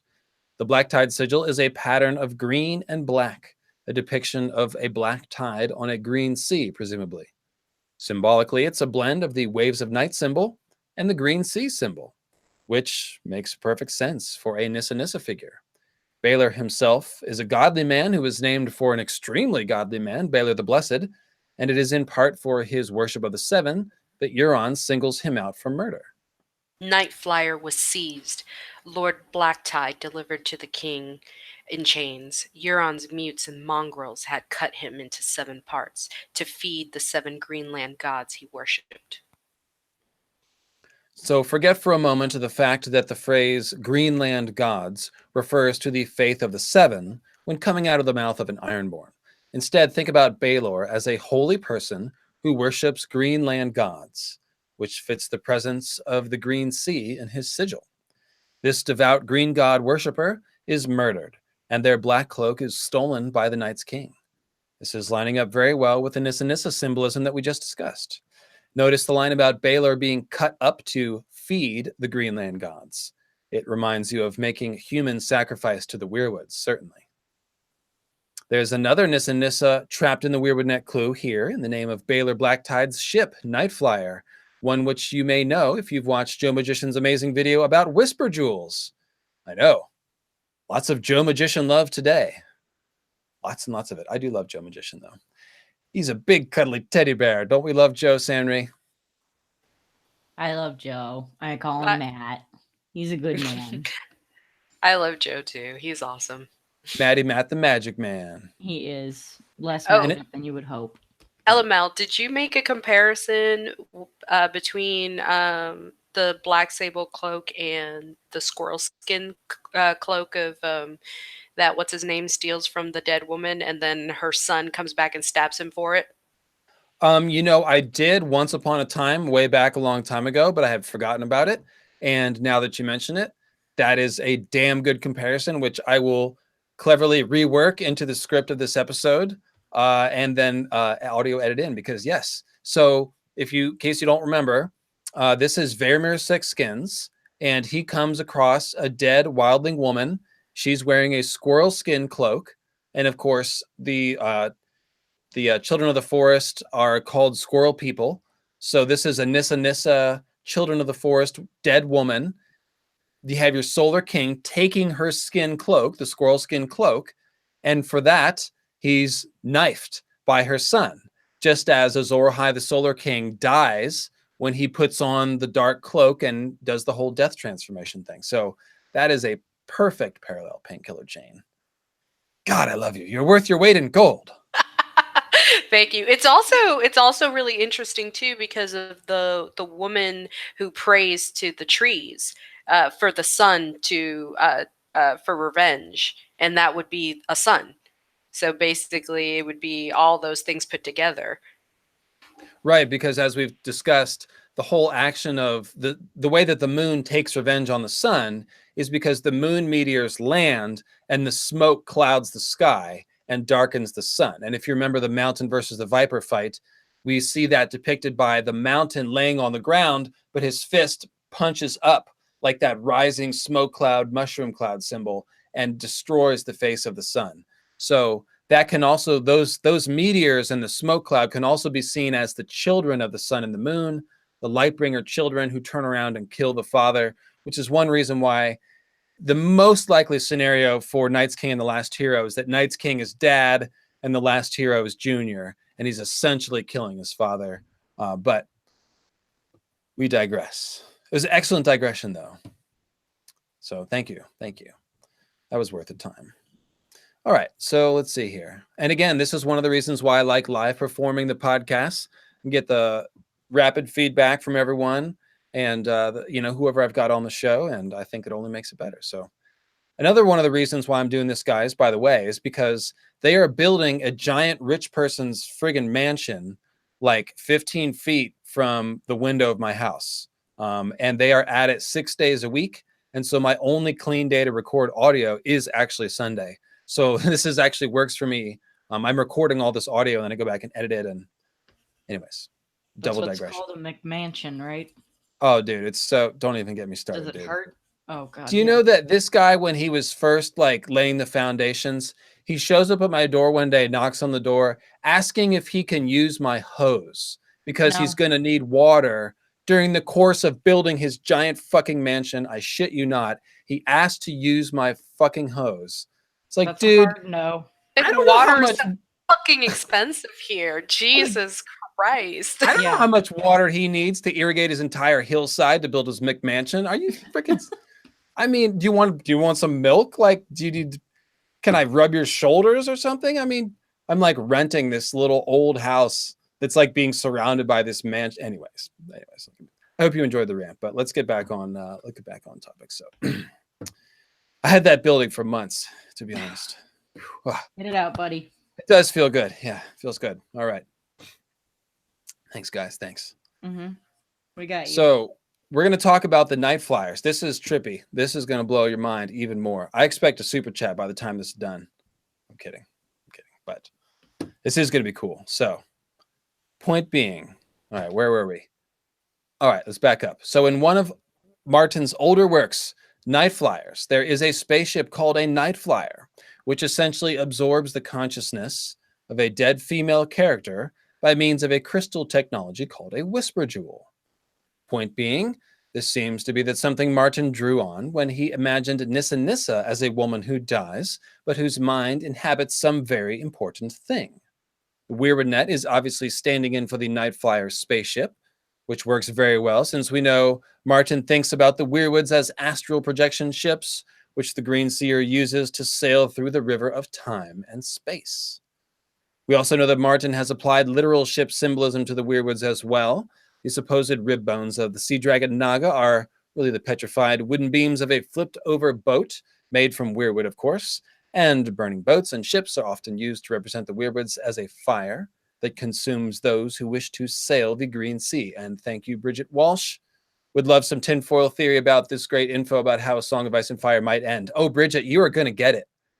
You are going to get it. This backwards reading is going to give us some new clues for how this is going to end. So just you wait. And I hope Ron Sterios is watching too, because he always asks me about this shit too. Anyways, think about it like this.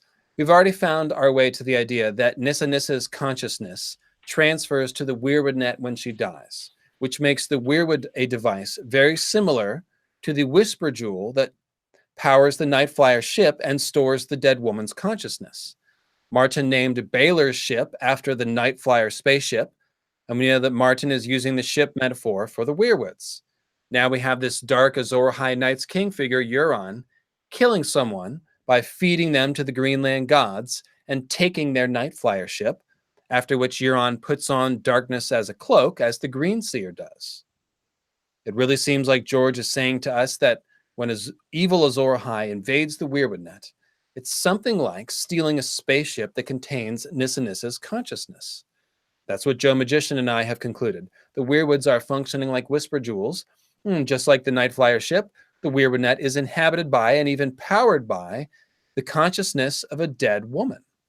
After Azor High, the naughty Green Seer, kills Nissa Nissa and sends her into the trees, he can then wear Nissa Nissa's weirwood skin as a cloak of darkness, just like Euron wearing Baelor's sable cloak and sailing his Night Flyer ship. Hopefully that made sense. As I mentioned at the top, Euron's one-eyed Odin status is a kind of Green Seer symbolism anyway. So all the stuff about him killing Baelor and taking his black cloak and his ship being suggestive of Green Seer symbolism is really just a complement to that more obvious one-eye thing that he's already got going on. It does, however, fill out the symbolism of Waymar's sable cloak very nicely. That's an awful lot of symbolism for one sable cloak, I know, but you have to admit Martin pays it a damn lot of attention in the Waymar prologue. Plus, Nissa Nissa going into the Weirwood Net turns out to be the major symbolic theme of this chapter, so it's worth digressing a bit. And as you can see, all the symbolism, or as you're about to see, all the symbolism related to Euron's sable cloak applies to Waymar in this chapter. Just as Euron is trying to force his way into becoming a god, and just like Azor High was trying to force his way into the Weirwood Net, Waymar of the sinful black crown sable cloak is forcing his way into the woods against the will of his guides. One of those guides should represent Nissa Nissa, and I'm here to tell you that it is Will. Or as we shall call him, Wilsa Wilsa. Dun dun dun. Lord, that is a crazy name. Yep. Wazor, the Amazor, and Wilsa Wilsa. That's what we got, guys. And Jordan Fisher, first ever super chat. Love you, LML. Thanks, Jordan. Feel the love. Oh, and if I can cut you off, Mariana, sorry about the chat bunking you, but it's just a problem. Please come back. We love you. Oh, did we accidentally Yeah, Jojo Lady Dane's phone was freaking out, and it accidentally like banned her and like muted her and stuff like that. And there was nothing really wrong with it. It was just what happened. And we're so sorry, Marina. Come back. Right on. Sorry, guys. I'm going to switch crowns. That one's not very comfortable. There you go. Now I feel more Mazor. Anyways. All right. Cool. Yeah. Last time it was like somebody's kid playing with a phone. It was like, was it Mary's kid or Melanie's kid? I think it was Melanie's kid, but I'm not sure. Yeah, I think it was Melanie. And then before that, YouTube was like freaking out and like just making people do stuff. Yeah, sometimes the chat's a little funky. Why is Steven Stark giving me the thumbs down? What's going on? I'm concerned now. What's going on? Have I upset Steven? Probably the name. Wilsa. Oh, he's like doing the Yeah, is that's that what your... that was? Yeah. Sad trombone. All right, cool. I assume it's some sort of joke. I'm pretty sure Steve Stark's on board. All right. Oh, So yeah. Wilsa, guys. Wilsa. After that, Wilsa. After the detailed description of Sir Waymar and his glorious sable tracksuit, sable cloak, we get some important symbolic info. That should be a word, shouldn't it? Inflow. Apply directly to forehead. Inflow. Brandon. Apply directly to the inflow. All right. After the detailed description of Sir Waymar and his glorious sable cloak, we get some important symbolic information on the weirwood goddess, Wilsa. Will had been a hunter before he joined the Night's Watch. Well, a poacher, in truth. Malister free riders had caught him red-handed in the Malister's own woods, skinning one of the Malister's own bucks, and it had been a choice of putting on the black or losing a hand. No one could move through the woods as silent as Will, and it had not taken the Black brothers long to discover his talent. Somebody was asking for some Buckethead bass interlude, but I don't have it set up today. It's going to be pushing the time limits. So I like to do the bass nonsense on the Q&As when I'm not as pressed for time. But yeah, I should do some reverse delay action next time, which I totally can. Anyways, so this quote is great. Red-handed. Caught red-handed in the Malister's own woods. So although both Garrett and Will are veteran rangers, Will is singled out for his exceptional woodscraft. No one can move as silently through the woods as him. That's a good way of implying him as a native of the forest, a child of the forest figure, in other words, as we believe Nissa Nissa to be. Will was caught red-handed in the woods, belonging to a high lord, Lord Malister to be exact. Caught red-handed in the woods is an obvious euphemism for being caught in the weir of the weirwood trees, with their red leaves like bloody hands. The possible penalty of Will having his hand chopped off further ties the red hand symbolism to Will and shows that he is becoming part of the weirwood tree, his hands red like those of the tree. Skinning a stag is somewhat ambiguous, though it seems to be a reference to skin-changing and horned lords. I would read it as Azor Ahai, the stag, being sacrificed so he can slip his skin and enter the weirwood tree, which is an avatar of Nissa Nissa. And finally, consider House Malister with its silver eagle on purple sigil, their house words, above the rest, and their keep named Seaguard. I'm not positive, but this could be a reference to the eagle at the top of the Yggdrasil tree, above the rest. It's an eagle at the top, with the name Seaguard alluding to the idea of the weirwoods guarding the green sea, which exists inside the weirwood net. Also, Seaguard, Sea Garden, that one's for Rusted Revolver. There you go. I love that. Sorry, go ahead. Oh, I was going to say that definitely you are right about the eagle at the top of Yggdrasil being a Malister thing, because Sam actually plays Ratatoskr, going back and forth from Lord Malister and Dennis and what's his name, Pike, Cotter Pike. And Cotter Pike messing with them. Cotter being a Nidhogg at the bottom and Lord Dennis at the top, and just messing around with them and just stirring up trouble between them, like Ratatoskr does. Nice, very nice. Thank you, Painkiller Jane. And Rusty Revolver also chimes in with a good catch, saying that Will is likely meant to be like Willow, who is a weirwood goddess figure at the inn of the crossroads. With she protects a bunch of children in an inn, which symbolizes a weirwood tree. So that is awesome. That is a good catch. And nice. I can't believe you didn't catch the Odin dude who is a red hand of the Burned Man. Well, I mean, I've talked about him before, but yeah, I crammed a lot of stuff in this essay that wasn't in the prologue. I had to draw the line somewhere, but yeah, totally. I mean, that's part of the basic Odin weirwood correlation, I think I would say. But that's fucking awesome, man. Rusted Revolver and Painkiller Jane just piping in with extra evidence. So yeah, so Malister is definitely the Yggdrasil eagle, and Will makes sense as a Wilsa Nissa Nissa figure, because we get a weirwood goddess Nissa Nissa figure named Willow. Very nice, very nice. So finally consider, we did that Seaguard and then Sea Garden. Yeah, so that's kind of a nice one.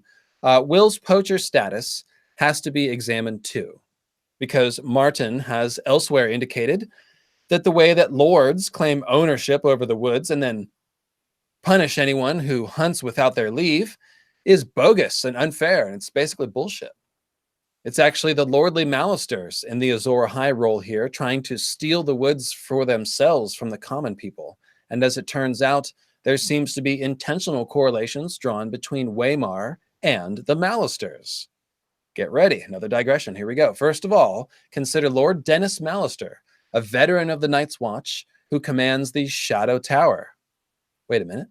Didn't fellow Night's Watchman and Lordling Waymar tower over his companions in all his black steel and clothing just a minute ago? Oh, yes, he did.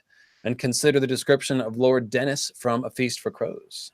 The commander of the Shadow Tower had been born beneath the booming tower of Seaguard, and looked every inch a Malister. Sable trimmed his collar, and accented the sleeves of his black velvet doublet. A silver eagle fasten its claws in the gathered folds of his cloak. His beard was white as snow, his hair was largely gone, and his face was deeply lined, it was true. Yet he still had grace in his movements and teeth in his mouth, and the years had dimmed neither his blue-gray eyes nor his courtesy. Sable collar, eh? Snowbeard. You don't say. And what nice, bright blue-gray eyes you have, my dear.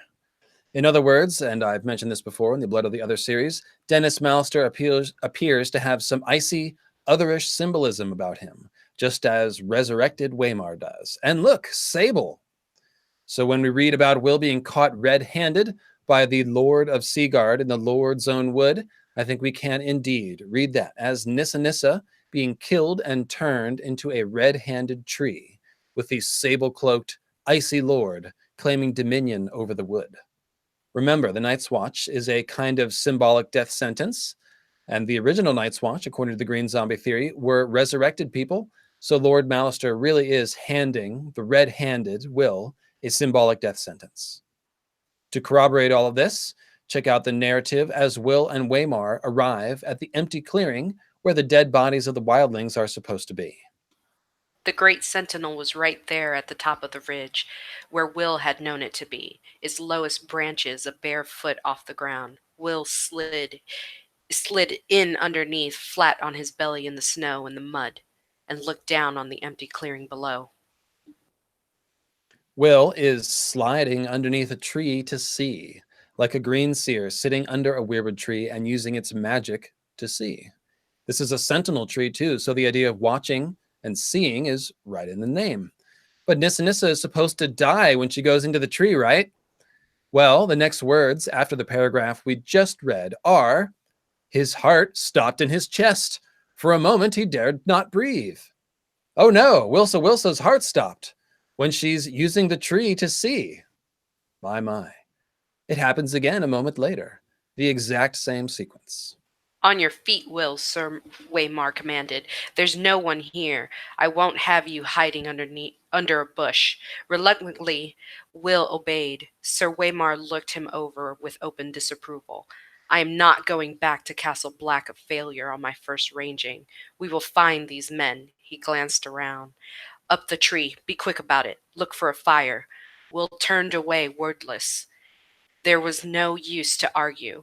The wind was moving. It cut right through him. He went to the tree, a vaulting gray-green sentinel, and began to climb. Soon his hands were sticky with sap, and he was lost among the needles. Not only a sentinel tree, but a vaulting gray-green sentinel, language that suggests the heavenly vault of the sky. As Will is forced to climb it against his will, the wind cuts right through him. It's more Nissa Nissa stabbing language as the tree climbing happens, just like when Wilsa's heart stopped as he crawled beneath the tree to see. That's a pretty sly one by Martin, right? Elsewhere, on 3 occasions, all at the wall, he just comes right out and describes the cold wind as being like a knife, which is implied here as it cuts right through Will.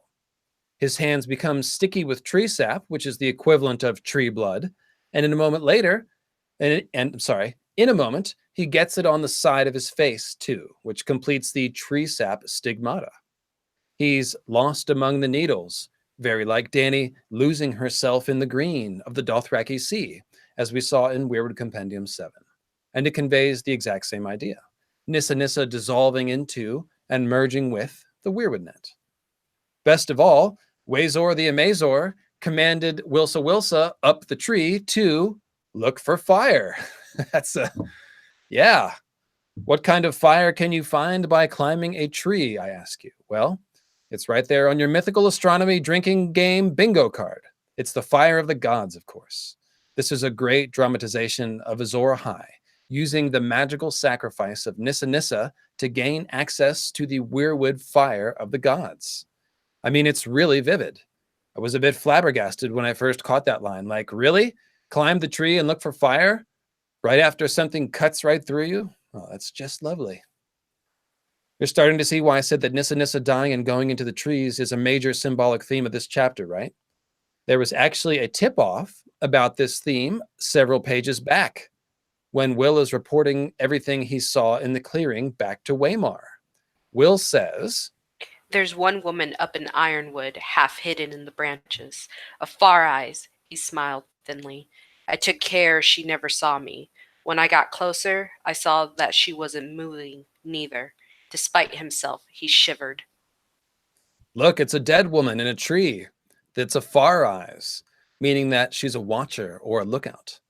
It's basically a simple diagram of what Will is about to do in the Nissa Nissa role.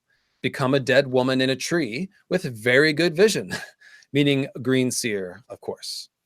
There's even an extra layer of this drama play between Wazor High and Wilsa Wilsa that I found that made me crack a smile, because stabbing trees is always a little bit funny.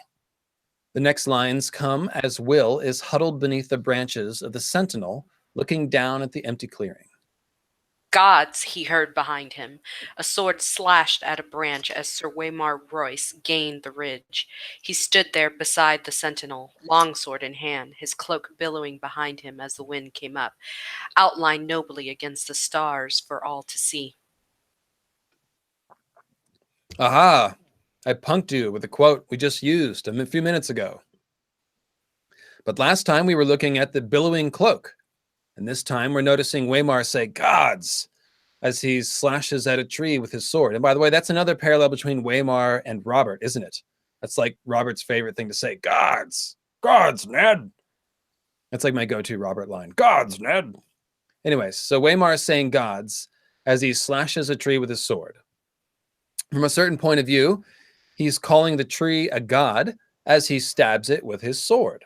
Of course, we know that the green seer hive mind inside the weirwood net is referred to as the old gods, so that part makes sense.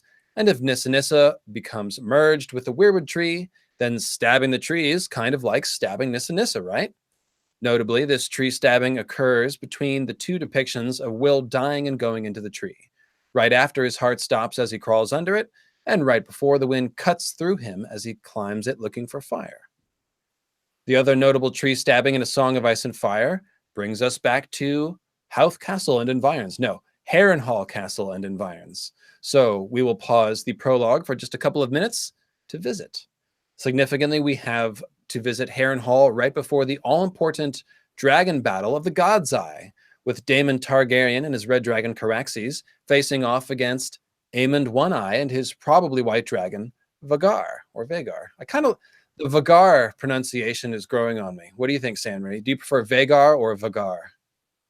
I like Vagar because it's fancier, but I think it's Vagar if we're staying within the Targaryen dragon naming canon.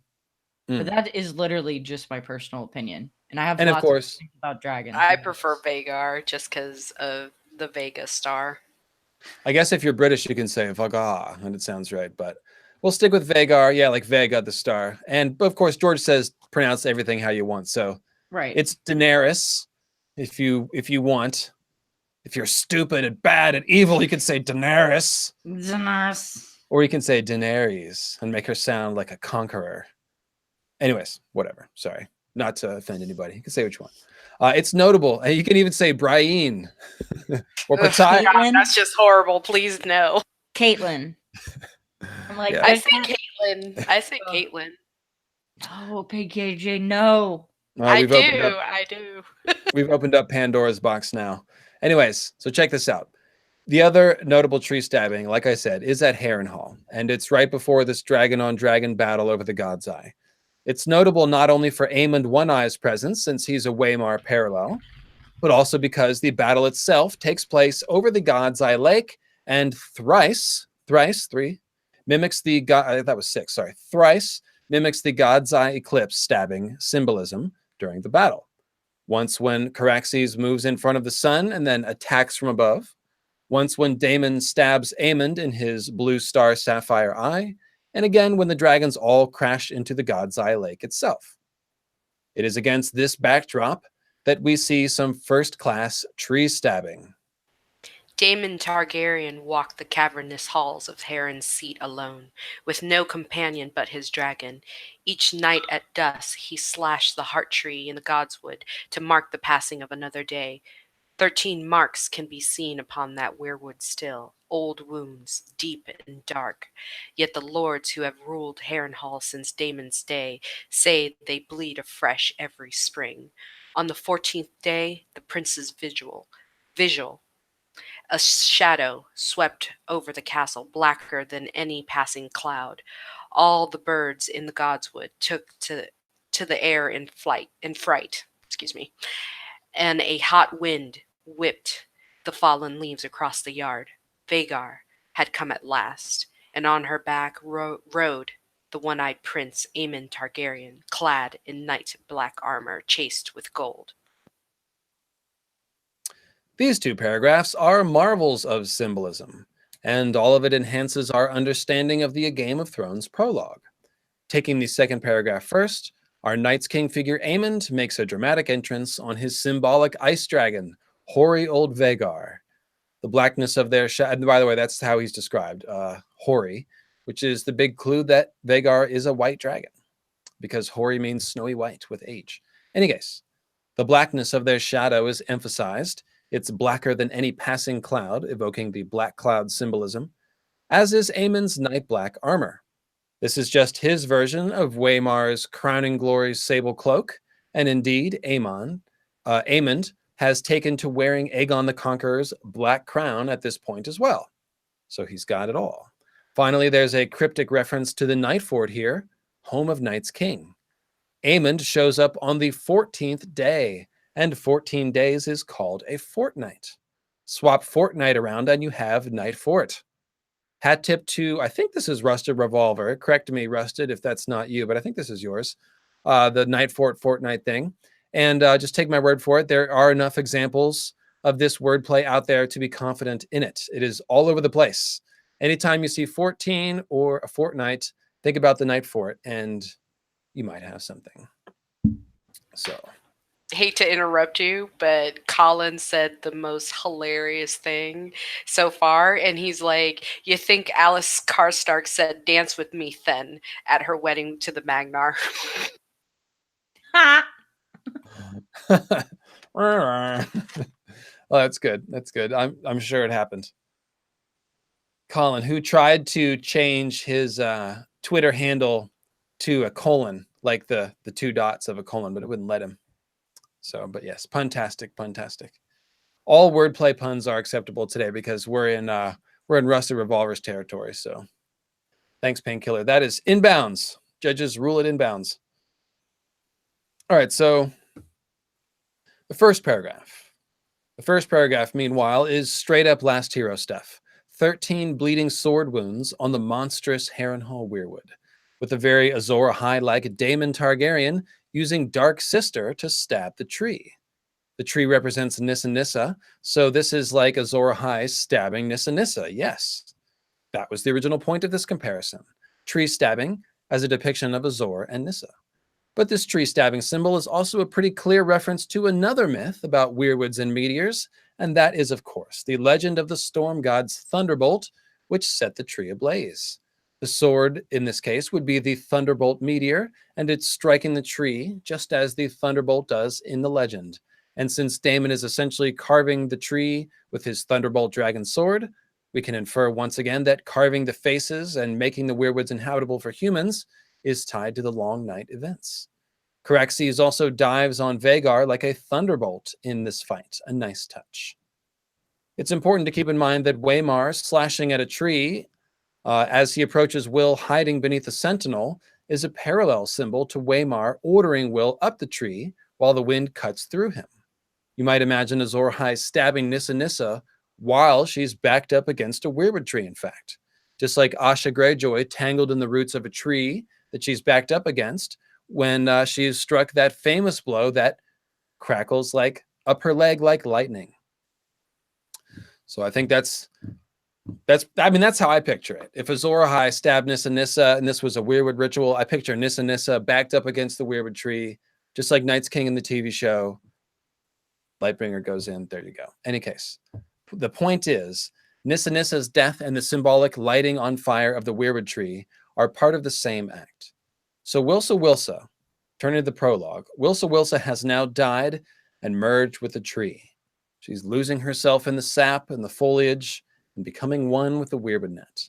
The door to the weirwood fire of the gods is now wide open to Azor Ahai, and essentially, this is what the burning tree symbol from that Grey King myth is all about. The burning tree represents the weirwood tree, yes, but specifically, it represents the weirwoods in an activated state, which gives man access to the fire of the gods. That's the whole point. The Grey King uses the burning tree to obtain the fire of the gods for man.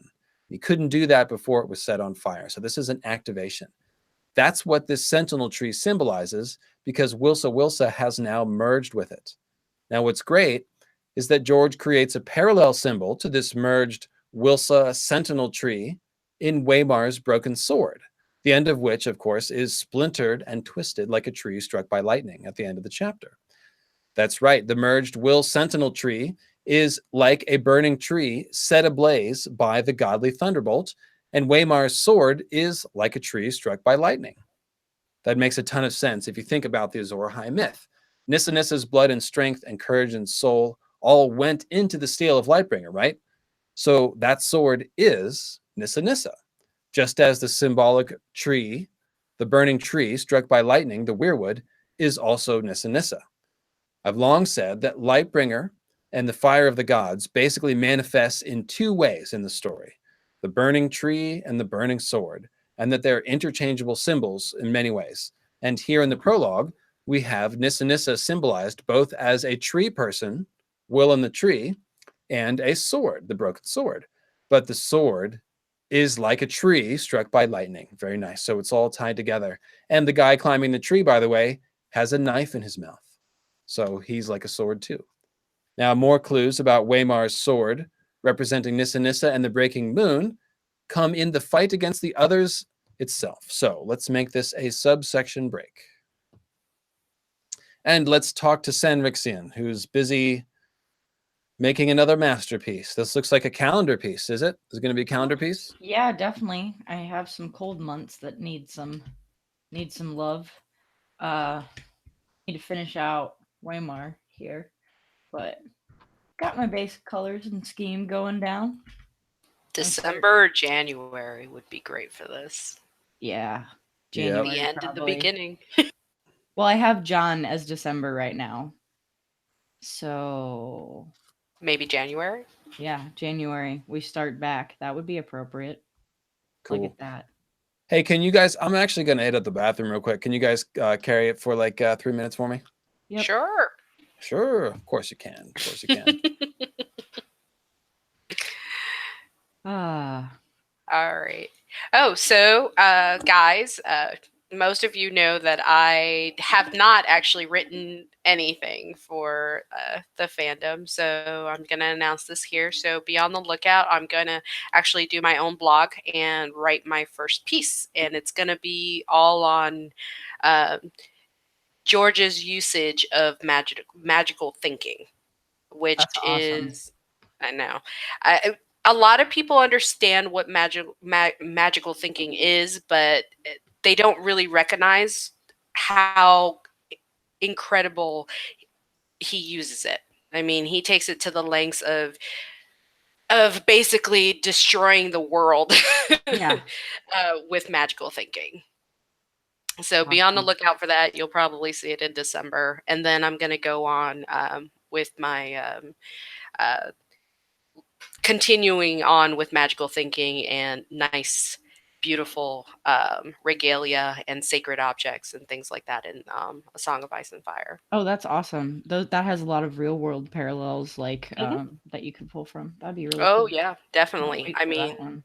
yeah, I in the actual essay that I already started, I pull from England, from Japan is really famous for it. Oh yeah. Mirrors and necklaces and swords, that's a big thing. England as well with the rod and the staff and the nice little orb. Yeah. So yeah, you'll be seeing that, and then hopefully I will get down. Hopefully, I'll get to the whitewashing and the mudslinging. Yes. Nice. Yeah, somebody's got to explain that whitewashing. By the way, I had the speaker on, so I listened to all that. Yes. Yes, so I heard all that. That's very exciting, Painkiller Jane. So you're starting a blog, not yet a YouTube channel, but at least a blog, right? Yes, yes. Cool. Well, I will be happy to have you on anytime you make a blog post, and we can talk about whatever you're writing And we about. gotta Because Yeah. Go on. I Sorry. was just going to say, most of what you're going to do is going to be intersecting with the greater mythical astronomy ideas in some sense. So it'll be fun to talk about. Definitely. And we still got to do the Tywin episode for Between Two Weirwoods, which I'm gonna absolutely love as soon as I find my copy of The Prince. So yeah, we're gonna do a Tywin sucks episode, but it's gonna be more. We're gonna give it some swanky title like "Deconstructing the Myth of Tywin Lannister" or some shit like that. Tywin Lannister. Painkiller Jane's going to explain to us what Machiavellianism and utilitarianism actually are, because they're often misunderstood. I probably don't even have a very good understanding of them, so I'll be looking to learn a bit. But yeah, that is, by the way, a Between Two Weirwoods topic that is coming your way soon. I haven't done a Between Two Weirwoods in a few weeks because I've basically just had a lot of trouble scheduling with everybody. It's the holidays, of course. And I'm trying to get it on Sunday with 4 or 5 people, everyone having it free. So I was trying to do the Mechanisms of Magic panel soon, and everybody's busy. So I'm not sure. I've also got a Sansa appreciation panel coming your way, which is going to be, it was the idea of Wendy Nerd on Twitter. I was a friend of mine and some people. And we a few months ago, we started a thread about these little moments of awesome that Sansa has that are really easy to overlook. And we started listing them, and it went like, there was like 100 things. It was ridiculous. So we are going to do that, sort of go through all that. And I would love to be on that panel because I actually identify with Sansa at good moments of time in my childhood, and I also identify with Arya a lot as well. So, well, consider yourself invited. I hadn't added anyone to the panel yet, so yeah, cool.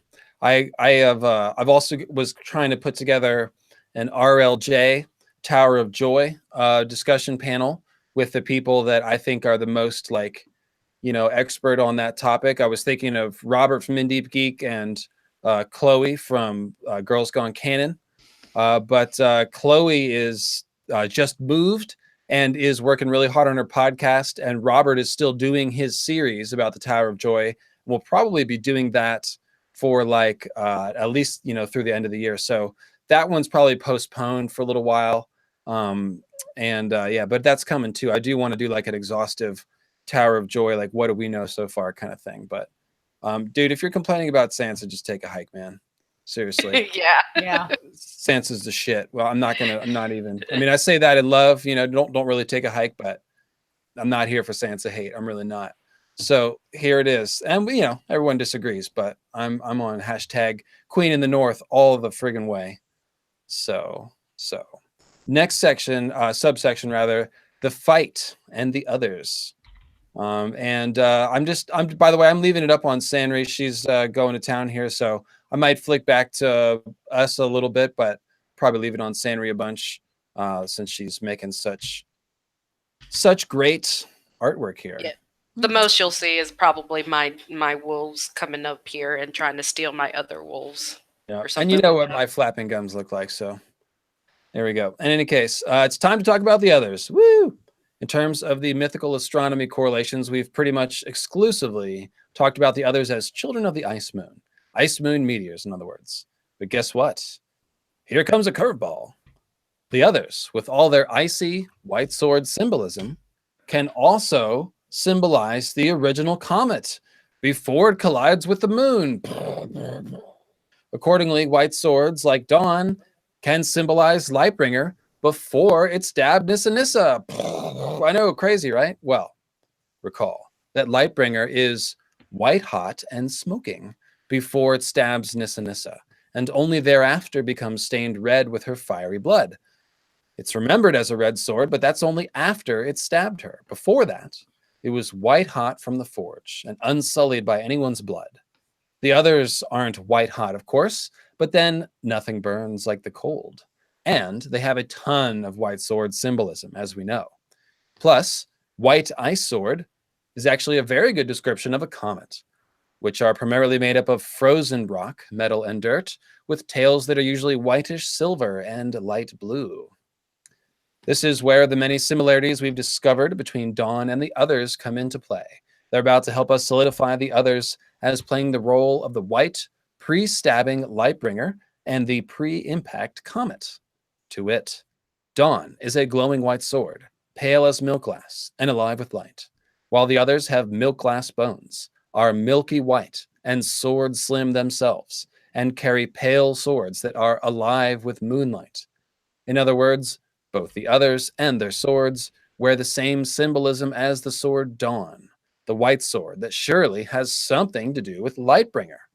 Therefore, I think it makes sense to see the others as playing the role of the incoming Lightbringer comet, where they are being implied as such, which is the case here. That's exactly what happens in the scene. In fact, think about it. The shattering of Waymar's sword and the wounding of his eye are basically the highlights of the obvious astronomy symbolism in this chapter. And all that is precipitated by the white sword other coming out of the darkness like a streaking white comet. Similarly, we've also seen white sword Kingsguard knights, who parallel the others very strongly, playing the role of the white pre-stabbing Lightbringer sword and comet. Ari's Okhar did it in Dorn, and although I haven't covered this yet, Barristan Selmy does it in his Ice Dragon armor when he kills a couple of pit fighters in the heart of the pyramid at the moment, the pyramid of Marine, at the moment that the dragons are set free by poor Quentin. It's a bit of a side topic, but it is a thing.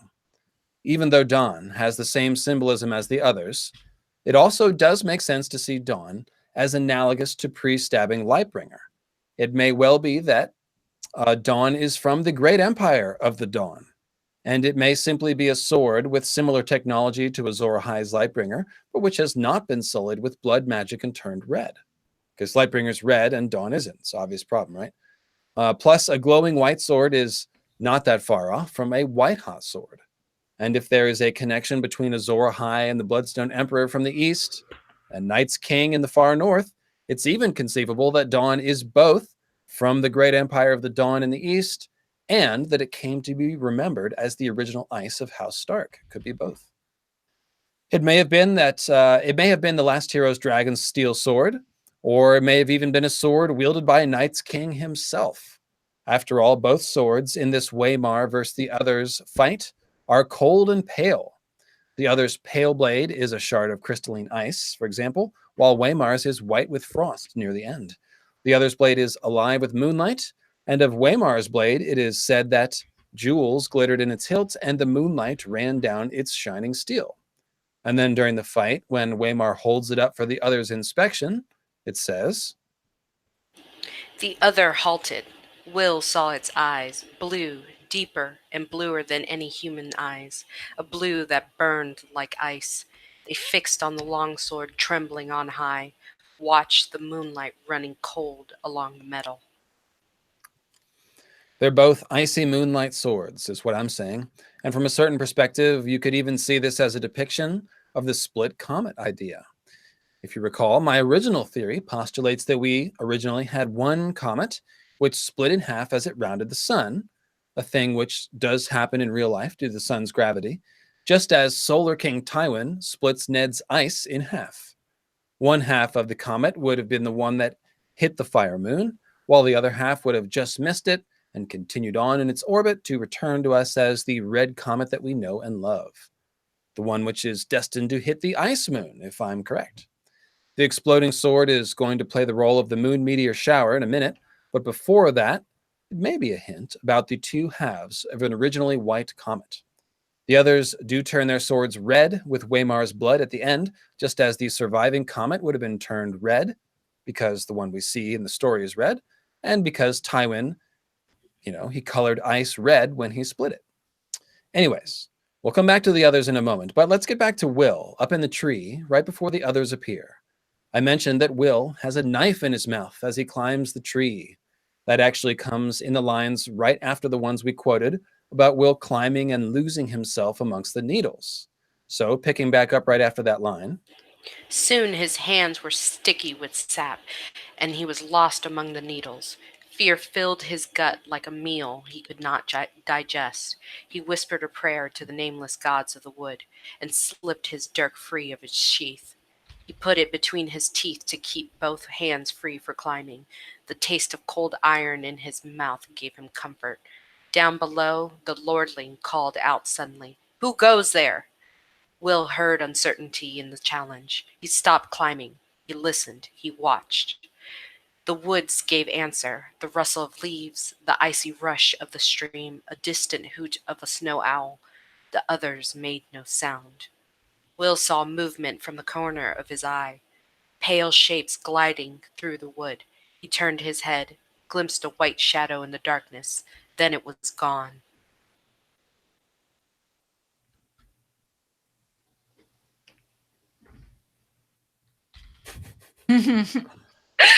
Where this weird killing word for? Oh, sorry. This is my dragon glass knife, everybody. I just thought I would take it out and show you. It's actually rainbow obsidian. Anyways, ravenous readers, killing word metaphor makes a very strong showing here. Will has the knife in his mouth as he whispers a prayer to the nameless gods of the wood. But the nameless gods of the wood are actually the White Walkers in this case, who have become avatars of the angry trees. Check out this quote. Behind him, to right, to left, all around him, the watchers stood patient, faceless, silent, the shifting patterns of their delicate armor making them all but invisible in the wood. So the old gods are nameless, and the others are faceless. And only a couple of chapters after this, Catelyn's inner monologue ponders Ned's old gods and calls them the nameless, faceless gods of the greenwood that they shared with the vanished children of the forest. So, faceless, nameless gods of the wood, and faceless, nameless others, the White Walkers of the wood, who are almost invisible in the wood. And they appear literally right after Will climbs the tree, prays, and puts the knife in his mouth. He's uttered the killing words, in other words, the kind of magical invocation which has called down the fire of the gods. And if we think about the others as the comet, this sequence contains a mind-blowing revelation. That's right. Azor Ahai killed Nissa Nissa. Nissa Nissa merged with the weirwood, and her prayer called the comet. This is one of the possible sequences of long night causation that we've been entertaining. The death of Nissa Nissa first, with the weirwood magic involved and the magic of her death sacrifice being used to somehow call the comet or steer the comet. The original legend has Nissa Nissa's cry of anguish cracking the moon, which really isn't a whole lot different from Wilsa Wilsa's prayer calling in the comet others. They're both examples of the killing word as something that can move the heavens. And that's a topic that we'll explore further in the future when we get to talking about magic horns. Pretty good one, huh? Hat tip ravenous reader once again. Although truth is revealed, another truth is revealed when we think about the others as, well, the others. It seems that the others were somehow triggered by the invasion of Azor Ahai into the Weirwood net. They seem like a manifestation of the dark id of the Weirwoods, and they are not happy about being invaded. That's what I take from the phrase, a shadow emerged from the dark of the wood. The others are like the shadow selves of the trees, the equivalent of Forbidden Planet's monsters from the id. If you've ever seen that movie, it's definitely something someone of George's generation would be familiar with. It's my dad's favorite movie. And yes, there is monsters from the id. Watch the movie if you haven't seen it. Although then think about the others as monsters from the id, and you will get it. So all through this chapter, the woods and those who know the woods are basically begging Waymar to turn back. The branches are clawing at him for crying out loud, but he forces Wilsa Wilsa to lead him into the wood anyways. And as a result, the others manifest. There's more to the secret of the creation of the others, but this part at least seems spelled out here. They are a reaction to Azor Ahai's invasion of the wood. So another clue about the others being a manifestation of the Weirwood net comes when Garrett gives his famously poetic speech about frostbite earlier in the chapter. He says the cold sneaks up on you quieter than Will. And this right after saying that no one could move through the woods as silent as Will, just a moment earlier. But then the other appears and makes no sound, just as the cold steals up on you, even quieter than Will. The others are actually an extension of the will of the trees, an answer to Will's prayer. I think that's the message here. So Nissa Nissa's cry of agony and ecstasy actually makes a very prominent appearance here. And keep in mind that one of the things that Nissa Nissa's cry represents is the screamingly loud sound that accompanies large fiery things streaking into our atmosphere. The pale sword came shivering through the air. Sir Waymar met it with steel.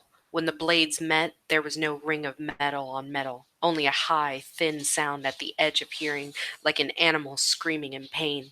Again and again the swords met, until Will wanted to cover his ears against the strange anguish keening of their clash. Sir Waymar was panting from the effort now, his breath streaming in the moonlight. His blade was white with frost. The others danced with pale blue light. Thank you, Disputed Lands, for the Hail Satan 666 super chat.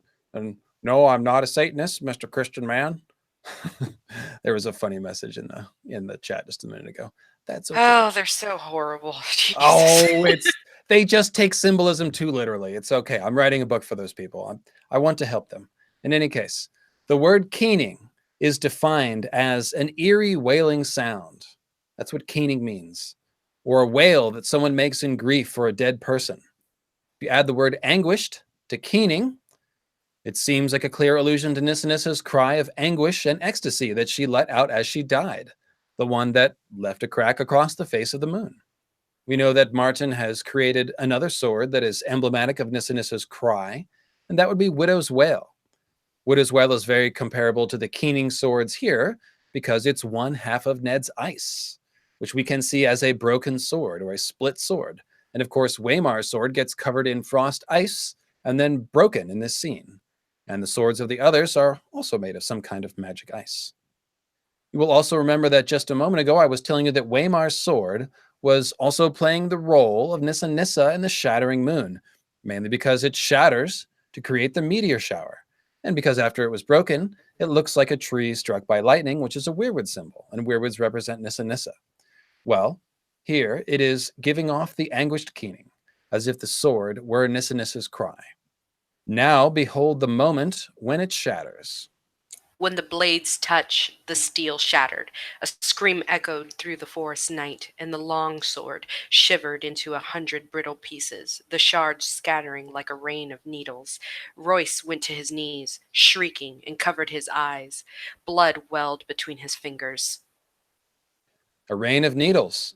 But Arya's sword is called Needle, so really this is a rain of swords. Or you might say a storm of swords, meteor shower. And it's one of the very best ones. I know it's kind of basic by now. Moon meteors, right? But this is the symbol of the all-important meteor shower. And it's a very stylish storm of swords motif. As you can see, George has placed the notorious cry or wail symbol right here in the middle of the action where it belongs. And right when the steel of his sword shatters to create our moon meteor shower symbol, it says, a scream echoed through the forest night. This nicely encapsulates the idea of Nissa Nissa going into the trees when she dies. She's echoing through the forest. The silent shout on the faces of all the weirwood trees might be kind of like an echo of Nissa Nissa's infamous cry of agony and ecstasy, perhaps. The wording even disassociates the scream from Waymar in particular and turns it into a sound that simply fills the world in the wood, kind of like Dragonbinder's scream filling the world when it was blown at the Kingsmoot. And spoiler alert, all those Dragonbinder sounds are synonymous with Nissa Nissa's cry. So take note also of the blood welling between Waymar's fingers as he holds his hand over his eye in the last quote, because this also happens at the moment that he is stabbed. Then Royce's parry came a beat too late. The pale sword bit through the ringmail beneath his arm. The young lord cried out in pain. Blood welled between the rings. It steamed in the cold, and the droplets seemed red as fire where they touched the snow. Sir Waymar's fingers brushed his side. His moleskin glove came away soaked with red. So when his eyes put out, the blood welled beneath his fingers. And when the other first stabs Waymar here, we see that the blood welled beneath the rings of his ringmail. The first welling is coming from his wounded eye, which represents the fire moon exploding in front of the sun, of course, and that figures. The exploding fire moon is a celestial well of blood moon, a celestial well of moon blood, sorry, which is overflowing itself and pouring out. So think about that. The moon in the sky is like a hole, like a well, and it's pouring out blood. So it's like a well of blood. Now the second blood welling is happening in the rings of his mail, which also gives you a nice round well of blood image. You'll of course notice the fiery language here applied to Waymar's blood. It's as red as fire and steaming in the cold. These fiery blood drops are basically another moon meteor symbol. They're fiery bleeding stars, if you will, comparable to Rhaegar's rubies falling into the trident. And one other note on wells. Think about the weirwood tree looking as though it wanted to pull the moon down into the well of the night fort. It's another tie between moon destruction and wells. Bran is also praying to the old gods right after he sees that image, which makes you think about Wilsa praying to the old gods as the moon passes by overhead. But in any case. So in other words, Waymar really does have the whole package of moon disaster fallout. He's got waves of fiery moon blood. He's got waves of night sable cloak. And he's got that black knife symbolism. To that, I will add a couple of other loose tidbits. We hear talk of the soft metallic slither of his ring mail, which makes you think of metal snakes, i.e. moon meteors. And if you're creative, you can even see the circular rings of snake metal as little Ouroboroses, perhaps, which would be like a tie-in to the dragons eating their own tail of the Tolan sigil. Finally, we see his breath go out and hiss when he catches sight of the other, so more snaky stuff. Wazor High, Wazor Mazor, the fire dragon, more or less. I think Waymar's temperature change is also insightful. He's got fiery red blood until his transformation by ice magic, and then he rises with frozen blood and cold fire in his eyes. This is, to put it simply, Azor Ahai, the blood. This is, to put it simply, Azor Ahai, the dragon-blooded person, turning into Night's King. He gives his blood and fire, his seeded soul, if you will, to make the others. He gives it to the snow, but this in turn turns him cold himself, just as we've long suspected.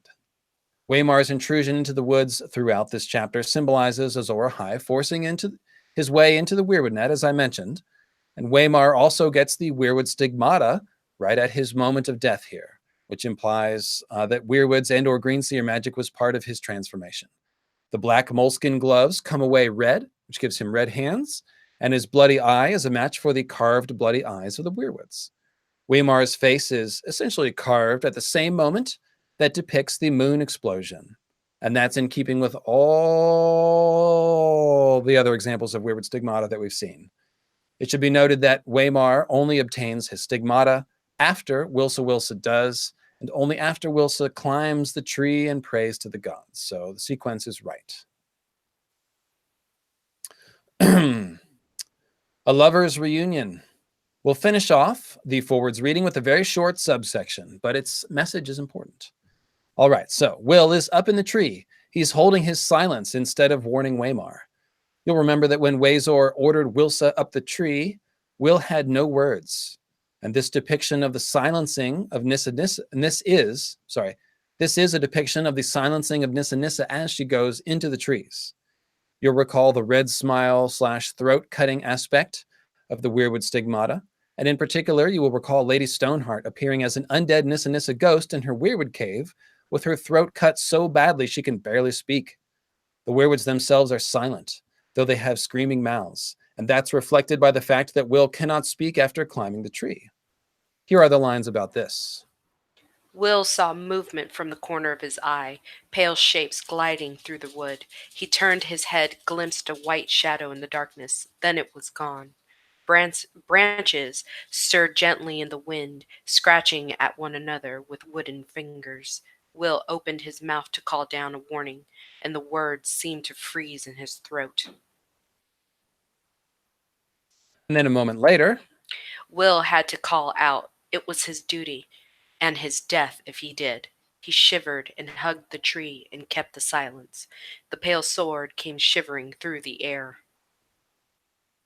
He's not only silent, he's growing cold as well, shivering against the tree, and with his words freezing in his throat. Note the comparison between Will shivering and hugging the tree, merging with it basically, and the other's pale sword shivering through the air. Will has called the ice swords with his killing word, and both Will and the swords he summons shiver. As for the words freezing in his throat, well, that reminds me a lot of Lady Stoneheart. Lady Caitlin's fingers dug deep into her throat. The words came rattling out, choked and broken, a stream as cold as ice. In other words, Will seems to be icing up a bit in that tree, and this is starting to smell a bit like dead Nissa Nissa turning into Night's Queen. I say turning into very loosely because, although we've discovered some Nissa Nissa figures transforming into Night's Queen figures, we aren't sure yet exactly how that works. There seems to be a distinct possibility of some sort of bifurcation of Nissa Nissa, and we've presented a variety of plausible theories on how it could have worked. Part of Nissa Nissa's vengeful spirit coming back out of the weirwood net to inhabit either a magical ice body or even perhaps a resurrected corpse, or perhaps some other spirit stealing Nissa Nissa's cold corpse, or maybe Azor Ahai trying to raise Nissa Nissa from the dead out of love and regret, or perhaps the connection is something as simple as Nissa Nissa and the Night's Queen having been sisters, like Visenya and Rhaenys. That being said, there is some kind of link between Nissa Nissa and Night's Queen. The symbolism of Sansa and Cersei in particular make that undeniable. That seems to be what's happening here, because not only does Will freeze in the tree, he also comes back down out of the tree. When he found the courage to look again, a long time had passed, and the ridge below was empty. He stayed in the tree, scarce daring to breathe, while the moon crept slowly across the black sky. Finally, his muscles cramping and his fingers numb with cold, he climbed down. As soon as Wilsa Wilsa comes down from the tree, she notices Azor Ahai's body laying face down in the snow, a dozen slashes in his sable cloak, which is last hero math when you add in the grisly eye wound that we're about to see. And I think it's time to switch back to Sanrixian, since she's drawing this very scene. Let's see. So, Will thinks that lying dead like that, you saw how young he was, a boy.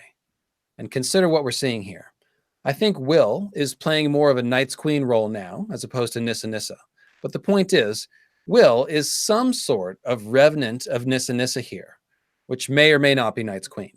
I think that when we see Will regarding dead Waymar, we're supposed to see this as the revenant of Nissa Nissa regarding her dead Azor after she comes out of the trees. And just like the triple goddess always resurrects the horned lord, who is a sun god, I believe that that is being implied here as well. This might be slightly controversial, so I'll pull the whole quote and let you decide. But what I'm seeing in this sequence is Will standing over Waymar's body, picking up Waymar's tree struck by lightning sword, which is a clear fire of the god symbol. And then, while he's standing there contemplating the sword, Waymar rises from the dead. It's almost like the sword is a magic wand that Will is using to raise the dead. Then Wilsa Wilsa, now the Night's Queen, drops the sword and closes her eyes to pray, presumably thankful that her lost love is returned from death. Check it out. And this quote runs all the way to the end of the chapter. He found what was left of the sword a few feet away. The end splintered and twisted like a tree struck by lightning. Will knelt, looked around wearily, and snatched it up. The broken sword would be his proof. Garrett would know what to make of it, and if not him, then surely the old bear Mormont or Meister Aemon. Would Garrett still be waiting with the horses? He had to hurry. Will rose. Sir Waymar Royce stood over him. His fine clothes were a tatter, his face a ruin. A shard from his sword transfixed the blind white pupil of his left eye. The right eye was open. The pupil burned blue. It saw. The broken sword fell from nerveless fingers. Will closed his eyes to pray. Long, elegant hands brushed his cheek, then tightened around his throat. They were gloved in the finest moleskin and sticky with blood, yet the touch was icy cold.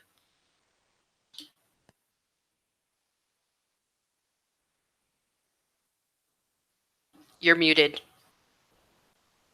It looks like we have another accidental chat timeout. Wrong way, Ranger. Sorry, buddy. Your comment was long bottom leaf is toked throughout the day. That's obviously totally within bounds. So I'm sure that was an accident. Sorry, buddy.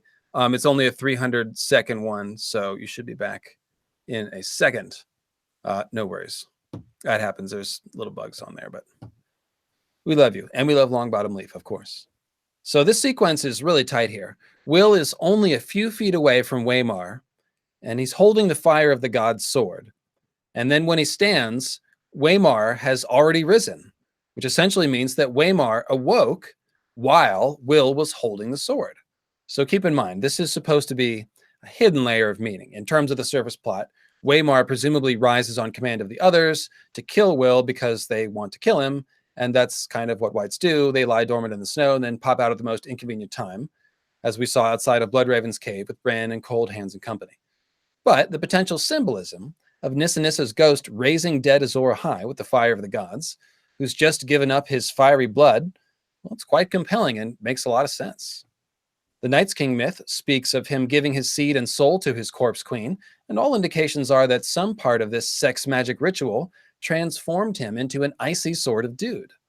Night's Queen would seem to be facilitating this transformation, so seeing someone playing that role, someone playing the Night's Queen role, raising an Azor Ahai figure from the snow, makes a lot of sense, especially since our undead Azor appears reanimated by ice magic with the Blue Star Eye version of the Odin makeover. This is when he best matches Euron and Aemond One Eye as Night's King figures, so I think we can simply say that the one Blue Star Eye symbol exclusively belongs to Night's King figures, thus indicating Night's King as an ice magic user, as one would expect. And where did he get that ice magic? Well, from Night's Queen, of course. And thus I think it works very well to see this scene as Will using the frozen fire of the god's sword to resurrect Wazor Amazor as a Night's King. And this, my friends, let me put the camera back on me so I can do my dramatic oratory finger. This, my friends, is the reason for the inexplicably romantic second to last line of this chapter. Long, elegant hands brushed his cheek, then tightened around his throat. Whites never do this. They do not stop to savor the moment or brush anyone's cheek. They simply attack aggressively and viciously, like most zombies do. And yet we have this poetic, delicate cheek brushing moment, which, of course, makes sense if this is supposed to be symbolic of a reunification.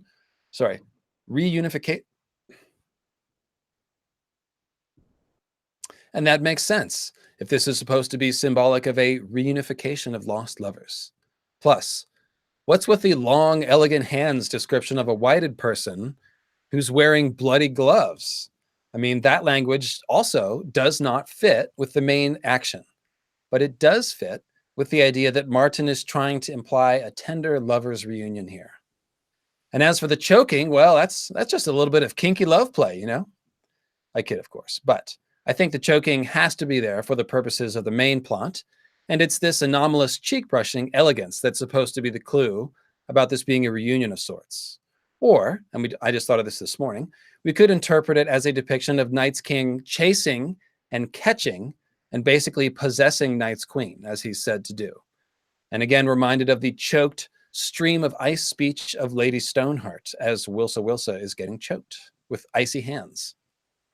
One final note on resurrected Night's King Waymar, I can't help but notice the symbol of the meteor sword shard lodged in his eye, and think about the show's depiction of the creation of Night's King being created by being stabbed with the magical dragon glass. Even setting that aside, think about the sword shard as a meteor fragment. It's literally lodged inside the body of Night's King here. It seems like a symbolic suggestion at the very least that evil Azor Ahai / the Bloodstone Emperor / Night's King used the magic of the moon meteors to transform himself.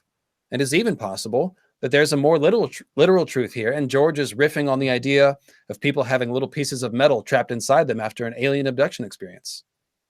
Maybe. I'll also say that even though his wounded eye symbolizes the fire moon when it's stabbed and pouring out blood, when we see it on resurrected Waymar, I think it might be showing us something else. Martin calls it a blind white eye transfixed by a sword shard at the very end, and this has to make us think about the dragon locked in ice symbolism. Resurrected Waymar might simply be regarded as the ice moon in this instance, just as we see the moon leering with Euron's face in one of the early TWOW release chapters, which would imply Euron's entire face as the ice moon that time. It's not really a huge thing, but when we look at Waymar's face with one blue star eye and one white eye transfixed by a sword shard, kind of seems like an awfully good picture of the face of the ice moon, with the dragon locked in ice meteor depicted by the sword shard, and the idea of turning fire magic into cold fire depicted by the cold blue burning star eye. So, guys, we're ready to start back. If you've been with me this far, 2 hours and 43 minutes, approximately. I started late, but we'll call it 2.5 hours. We're ready to start back, and you're about to be rewarded. So, congratulations. Awesome. Need to take a breath too. Oh, Sandra, talk to me. Painkiller, you have thoughts?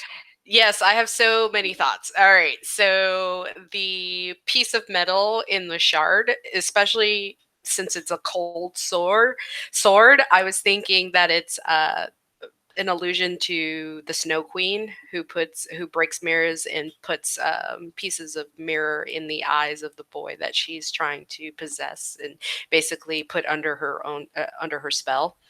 What's and that then from? the Snow Queen, the Snow Queen.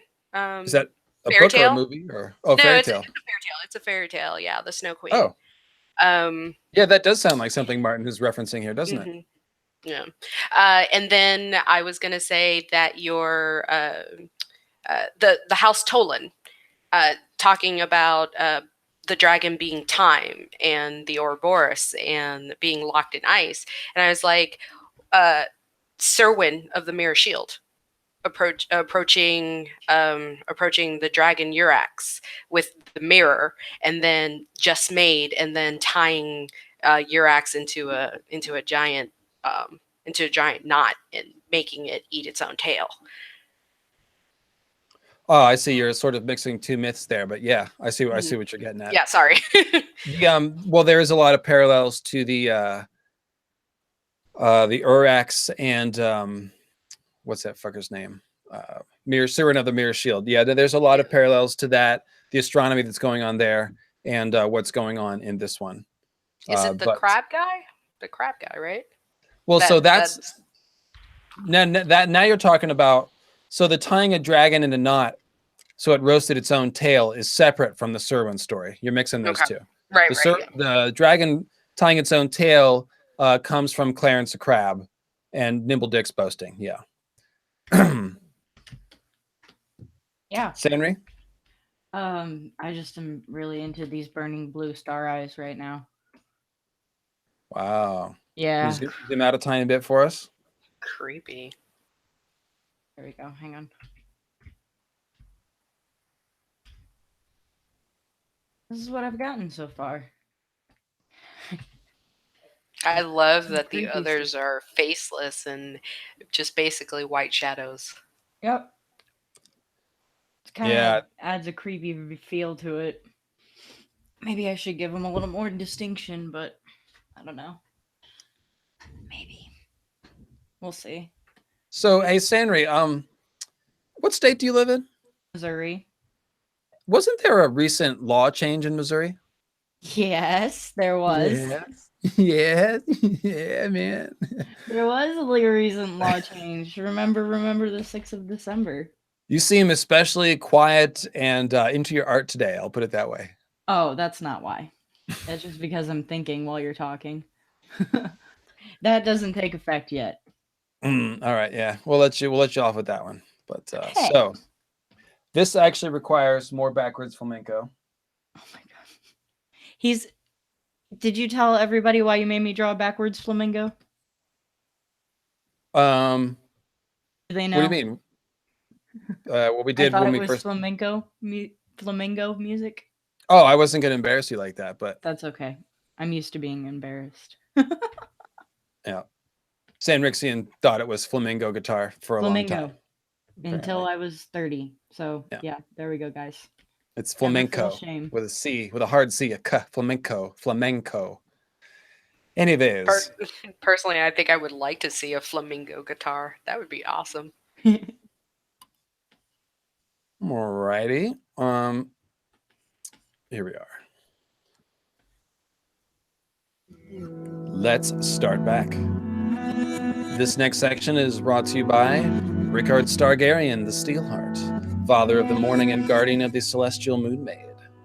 By Direliz, the Alpha Patron, a descendant of Gilbert of the Vines and Garth the Green, earthly avatar of Heavenly House Aquarius. By Lord Leopold the Victorious, the Fire Lion of Lancasterly Rock, earthly avatar of Heavenly House Leo. And by Turin the Elf, Tavern Keep of the Wine Spring Inn, Master of the Abyss, and earthly avatar of Heavenly House Castle.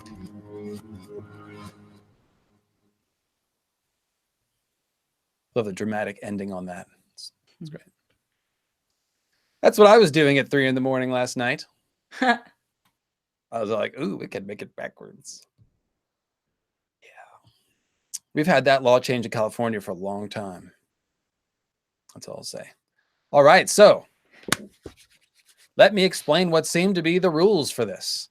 We're starting at the end and working backwards, reshuffling the order of events in reverse. There's a little discretion and common sense involved here, as sometimes we have to choose whether to reverse the action itself, i.e. something falling becomes something rising, or to simply reverse the order in which the events take place relative to the events before and after it, i.e. instead of Will dropping the sword and then being strangled, now he gets strangled and then drops the sword. The hypothesis of this exercise is that if we're skilled, we can find the same sequence that we just outlined in the forwards reading when we read the chapter backwards. So we'll make those judgment calls in light of conforming to the patterns of the forwards reading. Hopefully that didn't sound too complicated. It's actually pretty much common sense when you read the chapter to figure it out. You'll see what I mean. So right away, we can see a natural symmetry to the chapter given the symbolism that we've just discovered. Waymar symbolically kills Will. Will climbs the tree. Waymar fights the others. Will comes down from the tree. And then why-did Waymar actually kills Will? So looking at all those W's in a list, by the way, it occurs to me that the letter W is one of the few letters of the alphabet that looks like it is looking in a mirror if you draw a vertical line through the middle of it, which is certainly a coincidence. That's for Rusted Revolver. I put all the silly word stuff in here for Rusted. Brought to you by the letter W. Absolutely. Why did Waymar kills Will? Anyways, working off this basic symmetry, you can see that this chapter is primed for a backwards reading. Let's start by reversing the order of the sentences in the last 2 paragraphs. We get this. They were gloved in the finest moleskin and sticky with blood, yet the touch was icy cold. Long, elegant hands brushed his cheek, then tightened around his throat. Will closed his eyes to pray. The broken sword fell from his nerveless fingers. It saw. The pupil burned blue. The right eye was open. The first thing that happens is that a sorrowful Wazor High kills his love, Wilsa, after tenderly stroking her cheek. This whole long night thing starts with Azora High killing Nissa Nissa, so this checks out. As Azora kills Nissa Nissa, she closes her eyes and prays, as if she's perhaps giving up her life force, or maybe even cursing Azor as she dies. I'm seeing Waymar's arm as Lightbringer here, sort of sucking the soul and strength from Nissa Nissa, just as Lightbringer of Legend did. And right after this, look, a sword falls from Nissa Nissa, which mimics the creation of Lightbringer from a dying Nissa Nissa's body. It's also very like a moon coughing up a moon meteor sword as Nissa Nissa dies. Should be noted. Will would be the fire moon here, and his moon meteor sword lands in the snow, just like the fire moon meteor shrapnel that seems to lodge in the ice moon, the celestial equivalent of the dragon locked in ice, which we spend 2 whole series outlining. Hopefully you remember that. After this, Wazor High's eye burns blue, and it saw. Wazor is now in possession of the fire of the gods. Thanks, Wilsa. You'll want to thank her for that moon meteor sword she dropped too. You're going to need that to go into the ice and fight the others, which is basically what happens in the reverse reading, as a matter of fact. Waymar, having killed his love and opened his new Odin eye, lays down face first in the snow and becomes the dragon locked in ice himself, matching the sword he got from a dying Wilsa, which is now also lying in the snow. So they're both going into the snow. In a moment, he'll awaken from the snow to fight the others, very like John rising from the snow when he's resurrected. Or as Patchface would say, when snow falls up. Falling up is literally what you see if you play a video of someone falling down in reverse. It's true. Wilsa, meanwhile, has been slain, and she's given up a magic sword. Taking the events in reverse order, the next thing that happens is that Wilsa then climbs the tree. Just as it was in the forward reading, when Will climbed the tree at the beginning of the chapter, this is easy to spot as Nissa Nissa dying and going into the trees. Wilsa goes into the trees, and Wazor the Amazor goes into the ice. This is going well so far. Continuing to reverse the order of events, after Will climbs the tree, we have the others all stabbing Waymar in cold butchery. Now, I want to reverse the individual components of the fight, so let me first list them out as they appear in the forwards reading. Waymar shatters his sword against the sword of the other. Then his eye is put out by a sword shard. Then he sinks to his knees. Then all the others close in and stab him as he falls in the snow. Will closes his eyes and hears their mocking laughter up in the tree. And then when he opens his eyes, the others are gone, meaning that he actually did not watch them walk away. So reversing that sequence, we have Will in the tree opening his eyes. He sees Waymar on his knees in the snow with the others pressing close and stabbing him. As Waymar stands all the way up, the others back off. A tiny piece of sword flies out of his eye and reassembles with the other shards and the hilt of the broken sword that is now in his hands. Now, thinking about this as astronomy, this is a fantastic depiction of the waking of the dragon locked in ice. I mean, it has everything. When Will opens his eyes, the others start off pressed close around Waymar, kind of like the shell of the ice moon. And then as he stands up, as the dragon locked in ice awakens, the others rush away from him, like exploding ice moon meteor fragments, flying away from the newly cracked open ice moon. This lines up perfectly with all the symbolic depictions of John's resurrection, which seem to involve the fall of the wall and the impending ice moon apocalypse. Dead John in the ice cell is an exact parallel to the theoretical fire moon meteor lodged in the ice moon, and Waymar is awakening here like a dragon locked in an ice moon, blowing off its ice shell. It's pretty great, pretty great. Just as with the forwards reading, we can also read this as Azor Ahai's killing of Nissa Nissa and his invasion of the weirwood net, somehow resulting in the creation of the others. In the reverse reading, Wazor has just killed Wilsa and sent her into the tree, and then when she opens her tree eyes, the others appear. So Azor Ahai has awakened to fight the others. Let's review this fight sequence with that in mind instead of the astronomy layer. Okay, so we've got Azor Ahai. He's just risen from the snow and he's on only one knee, and the others are already stabbing him. Yet he's undaunted and rises to his feet, causing the others to back off. It's almost like our newly resurrected warrior is showing the others that he can withstand their attacks.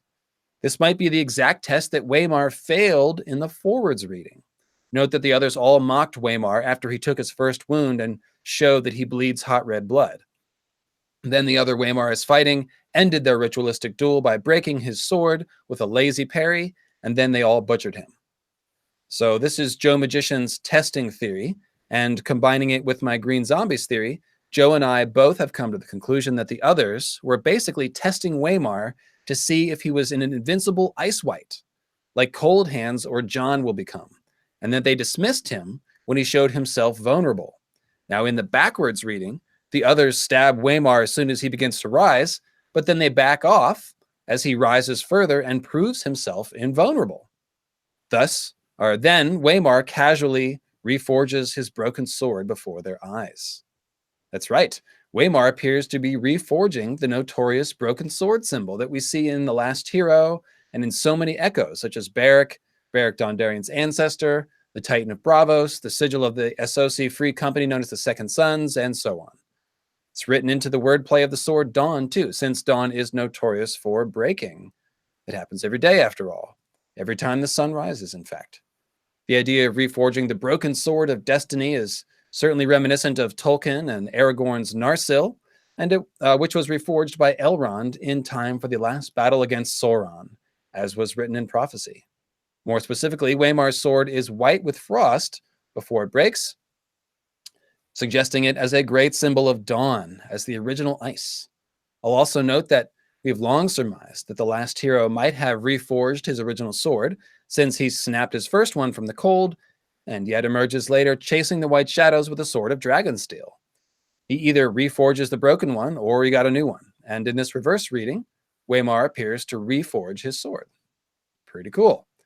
So getting back to the backwards reading, Wazor High passes the test of the others, rises, reforges his sword. Let's test that thing out, one of the others calls out with a mocking laugh. His first parry is lazy, and he gets one strike in on Wazor High, but he again seems unaffected, and then even fights with renewed vigor.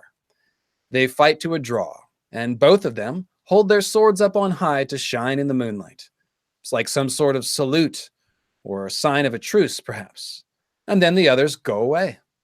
That's right, they go back into the trees, back where they belong. Probably happier now.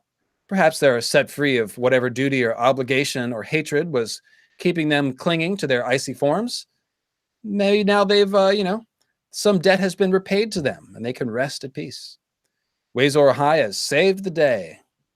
Perhaps he's said some sort of healing words, which would be the opposite of the killing words which summoned them. What would those words be? Was it for Robert?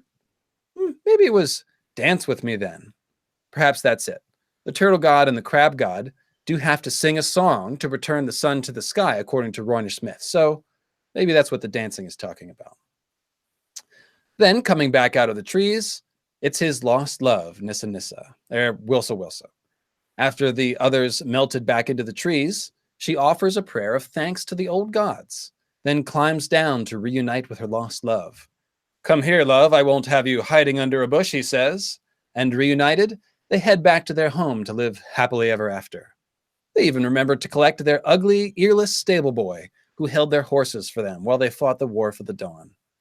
Given Garrett's speech about frostbite, which is really about ice transformation, this might be the last hero rescuing the stolen other baby on his way back to Winterfell. Now, that's one way to read the ending, the reverse reading, but there's another less happy possibility. That's right. Wazor High fights the others to a draw after passing their test, and then becomes the master of the others, or a worshiper of the others. Think about the others perhaps catching dead Jon and resurrecting him under their ice magic. That's the template here. This is a new Night's King now. So instead of reading the others melting back into the dark of the wood as simply returning to the trees and being at peace, we could also interpret Wazor High, the Night King, sending out the others to invade Westeros. He's like giving them battle commands, and then they turn around and leave to go fuck shit up elsewhere, you know? For Robert, for the Horned Lord, they cry. That works too. We might even look at them stabbing Waymar in reverse, just like it was a videotape played backwards. It still looks like they're stabbing Waymar, but now the blood is flying into them as they do, instead of flying out of him. It's kind of like they're putting the blood back in Waymar. And that isn't crazy. Think about the others reanimating him or transforming him with their ice swords. Kind of like how the show depicts their version of Night's King getting transformed by a dragonglass blade being stabbed in his heart. Or how about this? Think about a group of others gathering in a circle around Jon's body, putting their ice swords into his body and transforming him into a new Night's King. In the forwards reading, we had this same observation, actually, that stabbing someone with a magic sword might be a way to resurrect them. We saw that when Waymar rose with a sword shard in his eye to choke Will, and also when I interpreted Will as using a broken Fire of the God sword to raise Will like a magic wand. Similarly, just a minute ago in my happy ending reverse reading, I ignored the fact that Will has those two symbolic deaths as he climbs the tree originally. First, his heart stopped while he was under the bush, and then the wind cut right through him as he started climbing, remember? Well, we can interpret this as Night's King stabbing his resurrected corpse queen, as in impregnation, which is, a thing that we know did happen. It could also be Night's King using a magic sword to raise Nissa Nissa from the dead and pull her spirit out of the tree. And since it's the wind cutting through Will as he climbs, We could even see this as a cold wind, as the magic sword, as a cold wind reanimating Nissa Nissa. That kind of makes sense. And instead of Wilso's heart stopping, as it did in the forwards reading, perhaps we should read this as a resurrection symbol, a heart that beats again. Even though whites don't have beating hearts, I know, but still. If you reverse the heart stopping to beat, it is a resurrection symbol, which fits for Will coming out of the tree. So, returning to Waymar in the backwards reading, let's run with this hypothesis that he's rising as a Night's King and commanding the others for a minute. With that being the case, we can then definitely see Will praying and climbing back down the tree to return to the Night's King figure as the Corpse Queen coming out of the haunted forest north of the wall to entrance Night's King. Together, they return south to Castle Black, just like the official legend where Night's King chases and catches Night's Queen north of the wall in the haunted forest, perhaps, and then takes her back to the Night Fort to declare her his queen. So, which interpretation of the reverse reading is right? The happy ending or the second option I just sketched out? Well, the answer is both. The happy ending shows us a very compelling possible version of the end of the last hero's journey, with him awakening as the dragon locked in ice and then sending the others back into the trees. And of course, setting free the trapped spirit of Nissa Nissa, which might be akin to shutting down the weirwood net, by the way, and that's a topic for future discussion. Then this is essentially a mirrored backwards version of the Waymar as the last hero confronting the others interpretation of the forwards reading. That the second version, the unhappy ending, where resurrected Waymar is seen as the Night's King commanding the others instead of the last hero, well, that makes a lot of sense as the story of Night's King and Queen coming to power and unleashing the others. The way it mimics the official legend of Night's King finding his Corpse Queen north of the wall and then returning to Castle Black, to the Night Fort, to rule together is really compelling, I have to say. And seeing him unleash the others lines up with my belief that Night's King and Queen lived during the long night and created the very first others. So this is essentially a mirrored backwards version of the mythical astronomy interpretation of the forwards reading. Now, it's interesting to me that the Nissa Nissa turned Night's Queen idea appears in both the forwards and the backwards reading, and each time the weirwoods are involved. Both times, it seems like some part of Nissa Nissa comes out of the tree and becomes Night's Queen. I've always thought that Night's Queen has a tie to the weirwoods, with Val's white weirwood brooch being a major clue about that, so that part's easy for me to accept. And here's another interesting observation. The entire Last Hero story is one that occurs at the end of the Long Night drama play, which probably spans 13 years at a minimum, start to finish. That's opposed to the killing of Nissa Nissa and the destruction of the second moon, which would have happened at the beginning of the Long Night, years earlier. Additionally, if any magical babies were born, such as a child of Azora Nissa or a stolen Night's Queen baby a la the Blood of the Other theory, well, they'd need at least 13 years or more to grow up to be able to be old enough to play a last hero role, I would think. So here's the point. Following Waymar as the last hero shows us an event from the end of the Long Night sequence and foreshadows John's possible actions to end the new Long Night. But the mythical astronomy readings, both forwards and backwards, show us the story of the beginning of the Long Night, when Azor Ahai killed Nissa Nissa and the Night's King and Queen came to power. That's an awful lot of Long Night information to hide in one prologue, but then that's kind of the thing that skilled authors like to do with prologues. And what Martin has done here is like a tour de force example of using a prologue to foreshadow as much as possible. 3 hours worth of foreshadowing. So while reading the prologue forwards and backwards didn't exactly solve every mystery of the Long Night, it did provide us with some new clues and new possibilities to consider. And it seemed to further some of my newer ideas about Night's Queen and Nissa Nissa and the others. I'd love to hear from you guys as to what you make of these clues and of the interpretations that I've given here. And if you're thinking of looking for other start back chapters that might work well read backwards, well, it's too late. The myth heads are already all over it. Just kidding, of course. Well, the myth heads are already all over it, as I mentioned, but you can and should, of course, enjoy the fun of looking for these chapters yourself. The main thing is to look for language about starting back or reversing course, that kind of thing. We've already spotted a couple of other such chapters, such as Tyrion on the Royan, like we just talked about. And they all seem to have very strong and repeated language about starting back. So look for that, and then take a look at the backward sequence and see if it makes sense. With that, I will say, happy hunting. Yay! That was awesome. Dun dun. The chat got really quiet when you started doing the read back, the start back part. That's always good. That's a sign they're paying attention. Yeah. But I also think the chat crashed. Yeah, it crashed for me too. It crashed. Sorry guys, I hope you're still listening. I told you I still had witchy magic shit going on. That's funny that it crashed right at the conclusion. Yeah. That's pretty funny. That reminds me of a time when I was taking acid with several good friends in a house, and we were watching a really trippy video called Wave Twisters, which is a DJ. You know what that is, Sanri? Yep. DJ Qbert. It's the best tripper video ever. It's like this crazy DJ named DJ Qbert, and all these weird animations with like toys and animation all jumbled together. And it's like, we watched it for like an hour and a half or whatever, just tripping really hard. There's a rainstorm outside, and right at the end of the video, it flips to this static screen and it says game over. And right when it flipped to that screen, lightning struck and the power went out and everything went black. Oh my god. That's And being under the influence of psychedelic drugs, that was quite something. That's like my experience with Fear and Loathing in Las Vegas. Oh Lord, that movie. That movie while you're tripping is not good. Yeah, that's I've never watched that one under the influence. You almost don't need to. Yeah.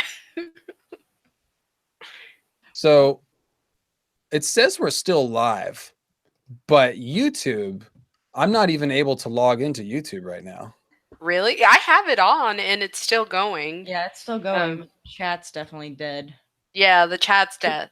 Hey, Try if anybody try refreshing your YouTube's page and see if the chat comes back to life or not. It says 500 internal server error, and then it's got a sad monkey with a hammer and a bunch of garbage. Oh, that's yours. Yeah.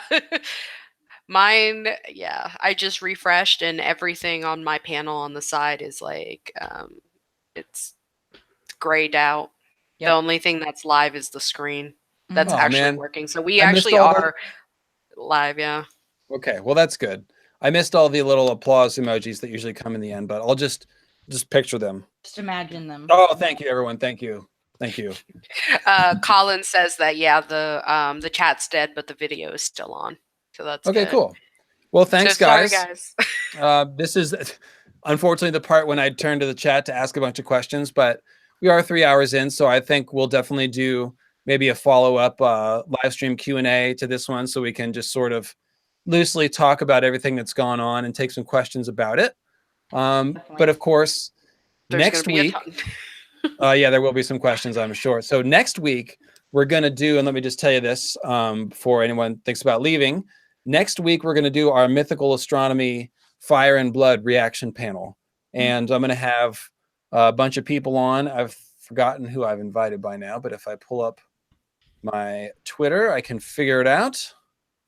I will have Aziz joining me. That's my special non-myth head guest, honorary myth head, if you will.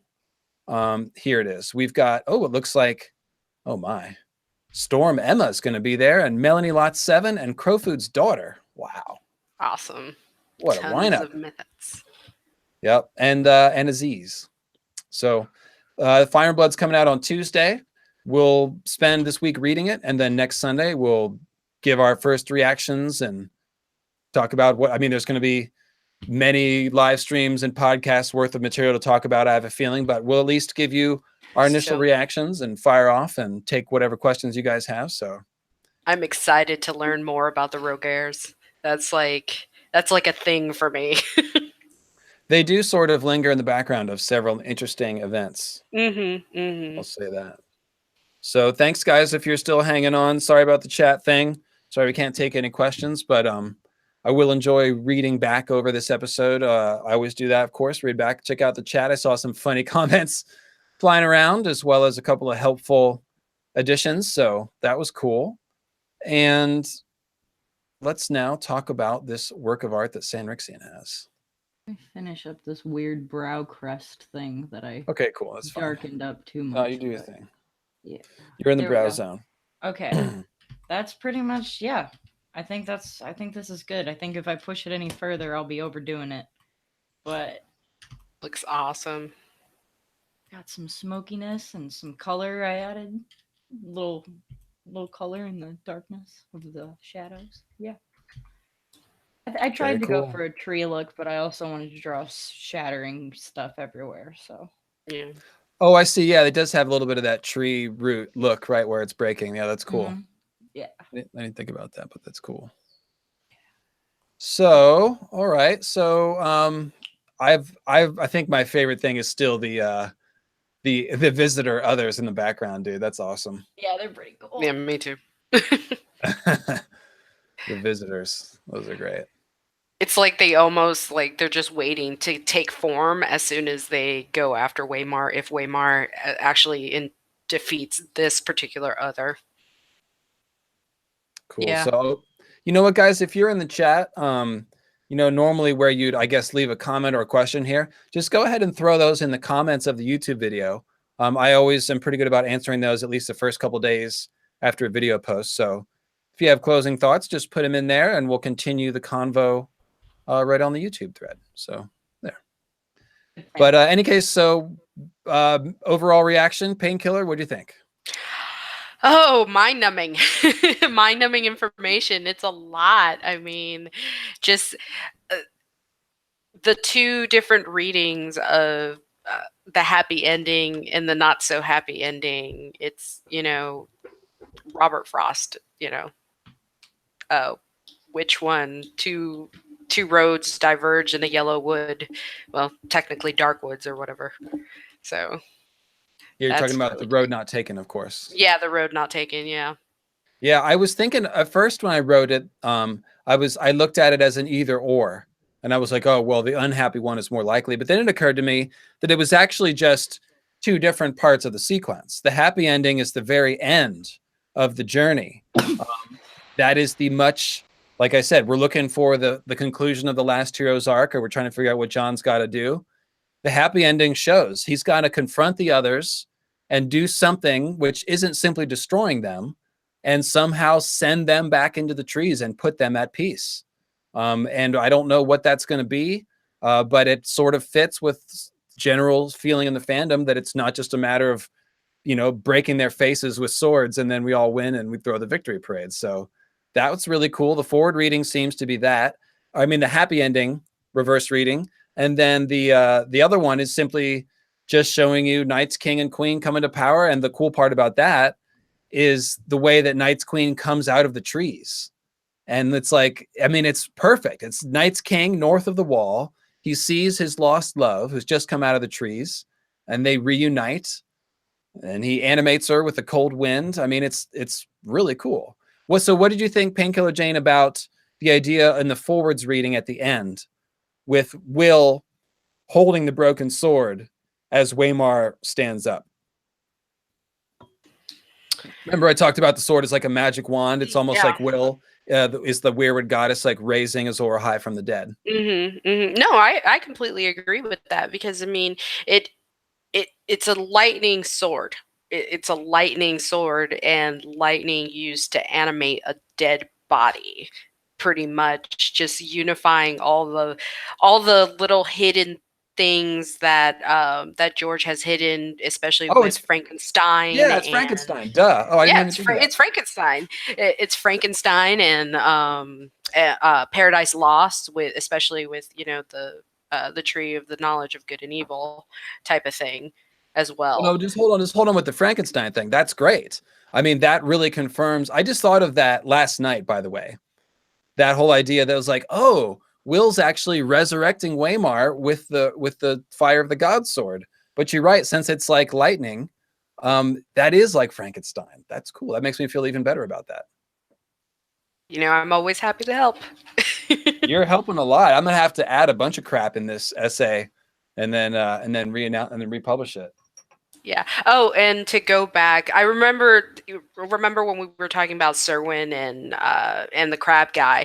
I was thinking about Serwyn because Serwyn stabs the he's an other, right? Because he's supposed to be said to be the first like knight of the King's Guard or whatever, but then he goes and he stabs the dragon in the eye behind the shield, behind the mirror. And I was thinking of that being like Waymar getting stabbed in the eye with the sword piece.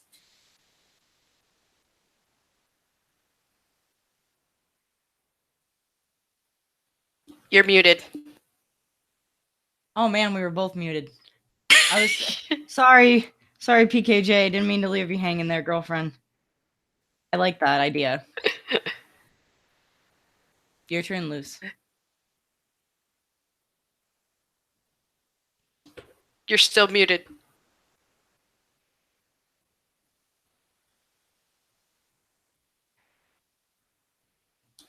I like the idea just of everything about his eyes. Mm-hmm. There's a lot of parallels and Odin symbolism and stuff. Yeah. Like I had went through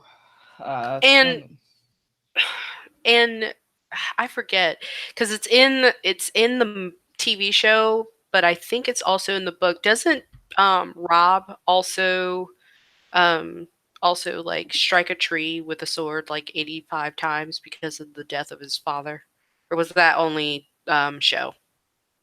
I don't remember that at all. I don't know about the specificity of 85 times, but I definitely think that him hitting the tree is in the books. And I did think of that as another tree stabbing example.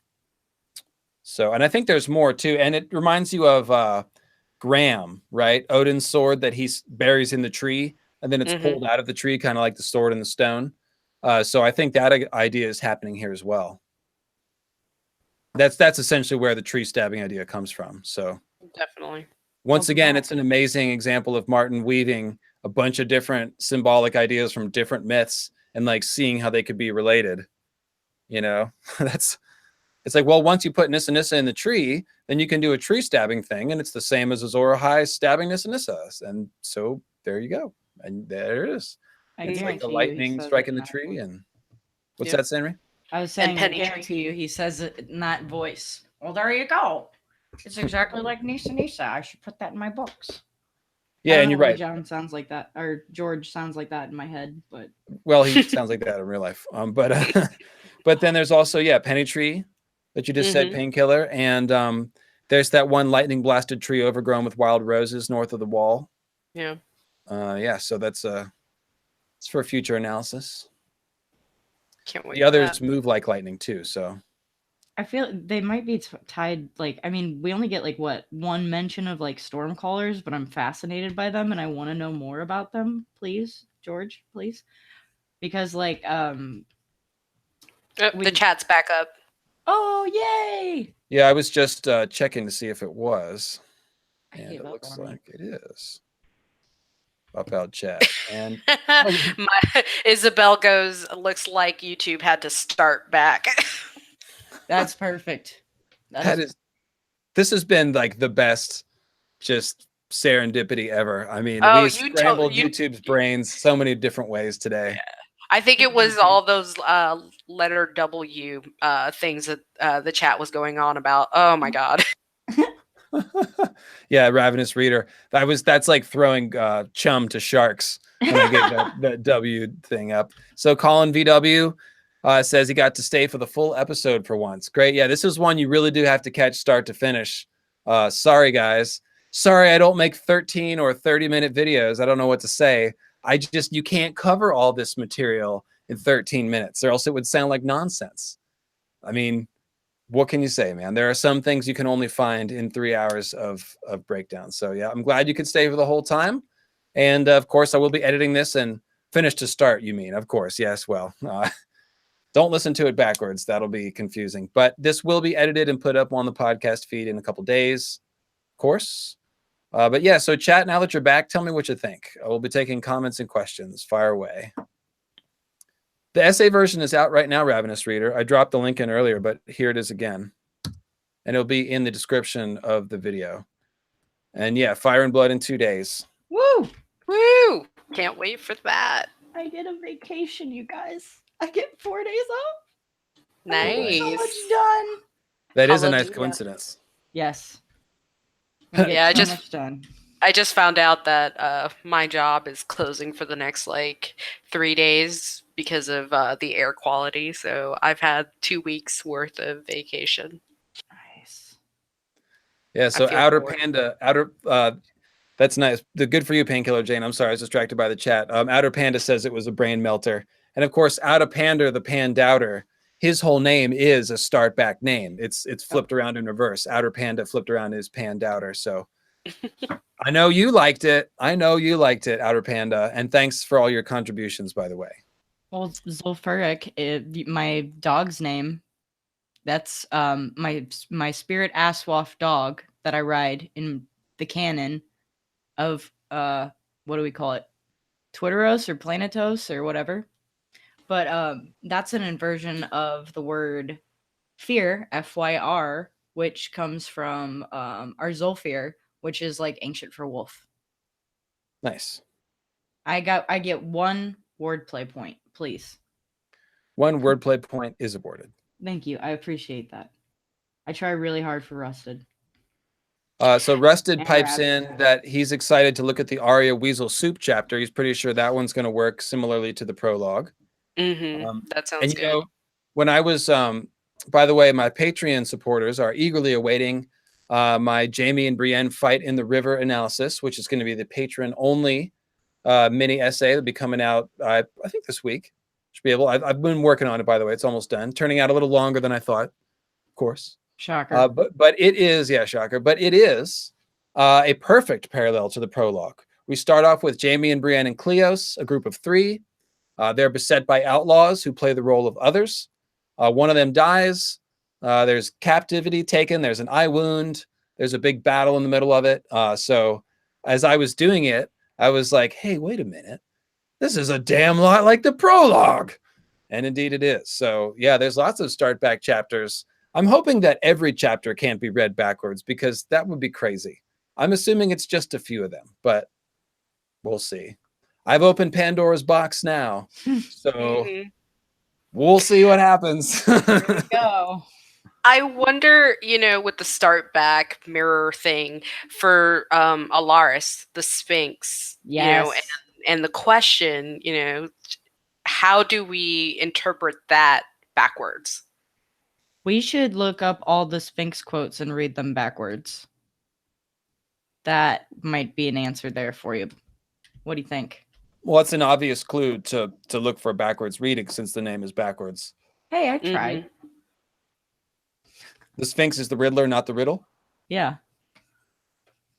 The riddle is a Sphinx. Is it? So yeah, we'll have to take a look. It's so the story is a woman transforms into a man and enters the Citadel. The reverse would be somebody leaving the Citadel and turning into a woman. I have no idea what that could be. So got me. Maybe we'll figure it out. Isn't Alaris a girl? Yeah, that's Yeah. what I mean. Disguised as a guy. So She's yeah. a girl that disguises herself as a guy to go into the Citadel. Oh, Okay. no, yeah. it could be what's his name? The Green Seer, who was trying to possess the woman, the wildling woman. Varamir? Or, Yeah, Varamir trying to possess what's her name? in the- Thistle. His prologue. Yeah, Thistle. Yeah. Could be something Oh. like that. Okay. Yep, I could see that. The Citadel could be like the weirwood net, place of knowledge and learning. Kind of makes That'd be sense. cool. Okay, that's cool. Yeah, we'll have to think about that. Let's see. Ducia is pointing out that Tyrion likes to tumble and stand on his head when he's talking to Jon, which might be an inversion clue. Yeah, so that's a great observation. And like what George is trying to do is he's like just begging us to figure this stuff out, right? Like just with the green sea stuff. He's like, oh, we wanted to see the sea, and he does things like that to sort of just like draw our attention to it. And so it's the same thing with the start back stuff. He talks about starting back, gives us a bunch of W names, and just just stuff like that. So yeah, standing upside down, that can certainly work, especially when he talks about going backwards through history as he sails down the river. That's an obvious clue as well. Alaris came in as a guy, will leave as a girl. Yeah, that's what I'm talking about. Yeah. I think the way you phrased that or something confused me. I'm sorry. That's right. I don't think it was that failed. important. Let's see. I'm just reading through the chat here to see what else we got going on. I always thought that Alaris was a reference to a book on from Terry Pratchett that's called Equal Rights, and it's about the only woman to graduate from the College of Wizards. Heck yes. I like that. Somebody is mentioning when the sun rises in the west and sets in the east. Yeah, that would be like the planet rotating backwards. And that would be like turning back time, essentially. So that's what that means. So to go forwards, you must go back. You've got to make the planet turn backwards, essentially. She's like, oh, you've literally got to go into the past. Uh-oh. So that's like a Danny Greenseer clue, or simply the idea of you've got to use the knowledge of the past. Because Quaid is trying to tell her to go to Ashai to learn truth, which is going to be some sort of truth about dragons and Azor Ahai and the Long Night and shit. So that kind of all makes sense, doesn't it? Yeah.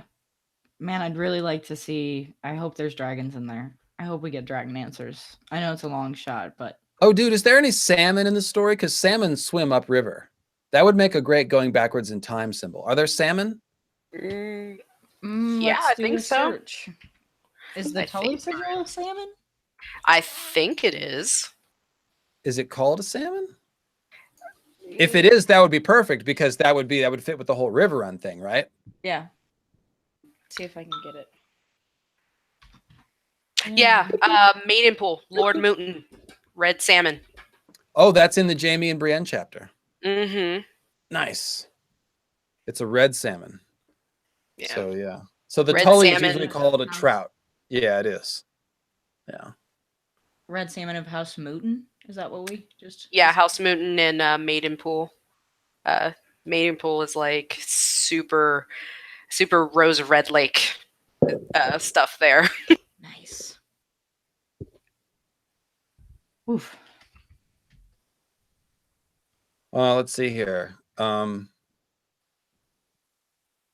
Yeah, so that's cool. And then so the salmon go to the sea and then back again. So that's really like the there and back again of Tolkien combined with the Green Sea and the salmons and let's see here. And by the way, I hope you guys appreciate why it took me a minute to wrap my brains around this this chapter. I mean, this was there's a lot to comprehend. So yeah. And if you didn't catch everything, then start back on the re-listen and listen again, and you get it. So trout swim up rivers too, I am being told. That is tremendous. Okay, I was hoping that was the case. I didn't want to say it, but Is that the Tully Sigil? Yes. So that's perfect, guys. There it is. Salmon and trout, they go up the river and back again. River run. We are returned by Commodius Vicus to Houth and Virons. Very nice, very nice. Oh, the literary feels are happening, aren't they? Ravenous reader, I hope you are entertained. I hope you are well entertained. That's good. Okay, someone's 9 Nickels like, I'm cooking salmon right now. Nice. Oh, yeah. Bastards. Cook them up. I love salmon. It's such so a good fish to eat. All right. Omega-3 fatty acids. They're good for your body. Somebody's pointing out a moonwalk is to go backward. It's probably a little extra, but that's cool. I like it. I like it.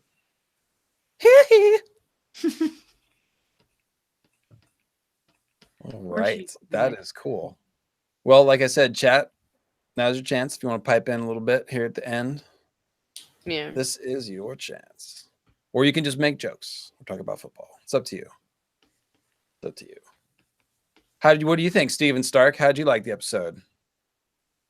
I can't wait to hear what Joe Magician thinks, but he's gonna be so happy. Yeah, he's getting his master's though, and he's like super busy on Sundays especially. So it's hard to get him. but he'll get it eventually, I'm sure. We like jokes. No, jokes are cool, man. Jokes are cool. I'm just playing with y'all. I'm joking with y'all. See, we're doing a thing there. Aren't salmon eggs called roe? Yes, ROE. Yeah. They're delicious.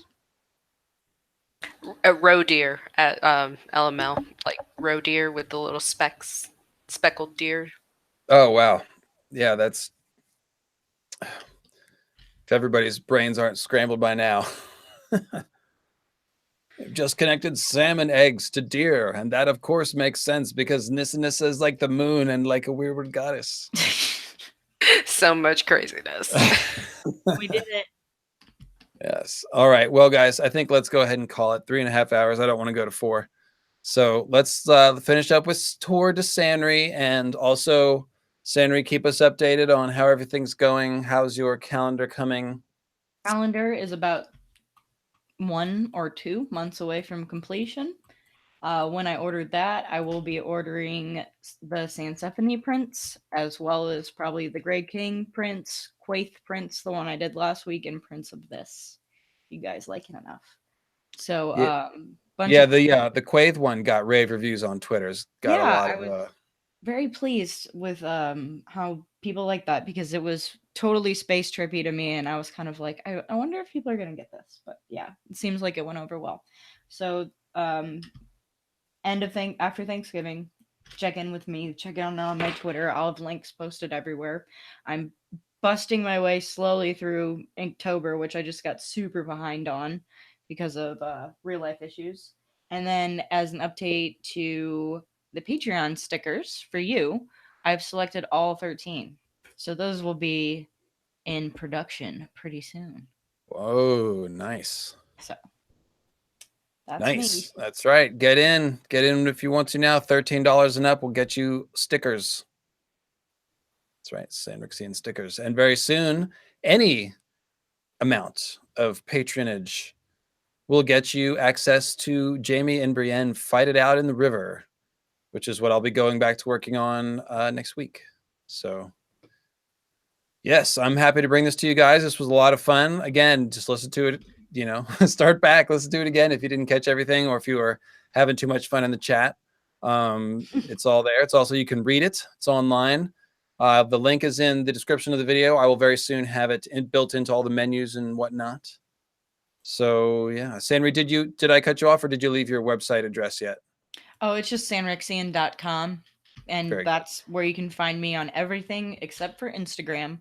There's an extra I in between the R and the X. Somebody stole my freaking username, and I can't get Instagram to give it back to me. So little backslash there, but I was just zooming around for people so you could see the details. So Meiji Cam just put a super chat. We put 5 on it. Thanks, Yep, I see Meiji. it. Thanks, Meiji Cam. Thank you. And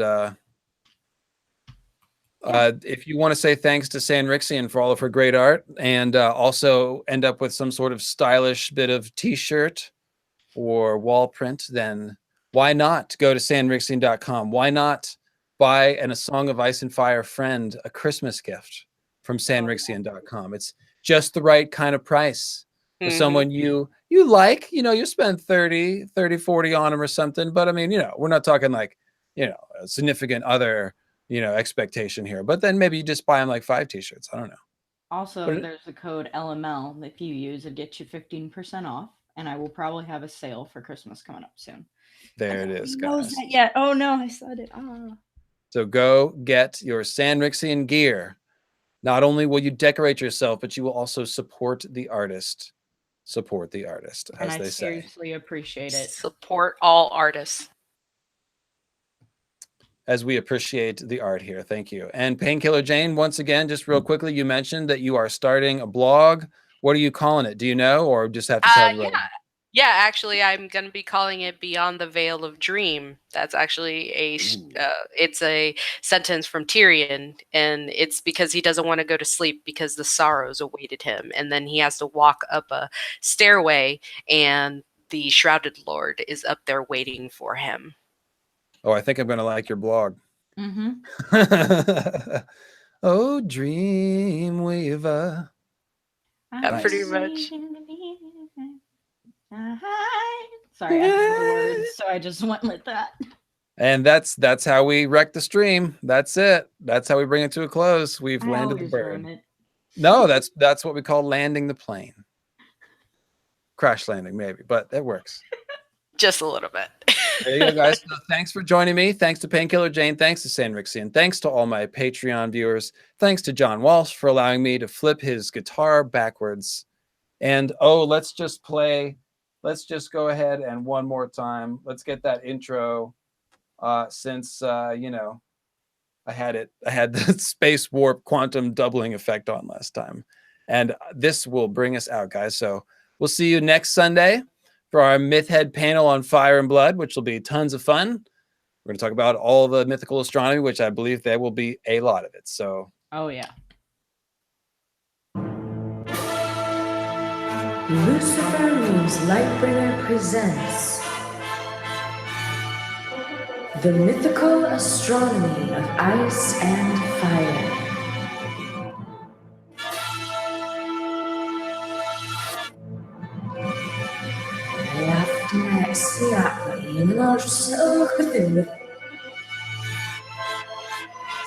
As if we're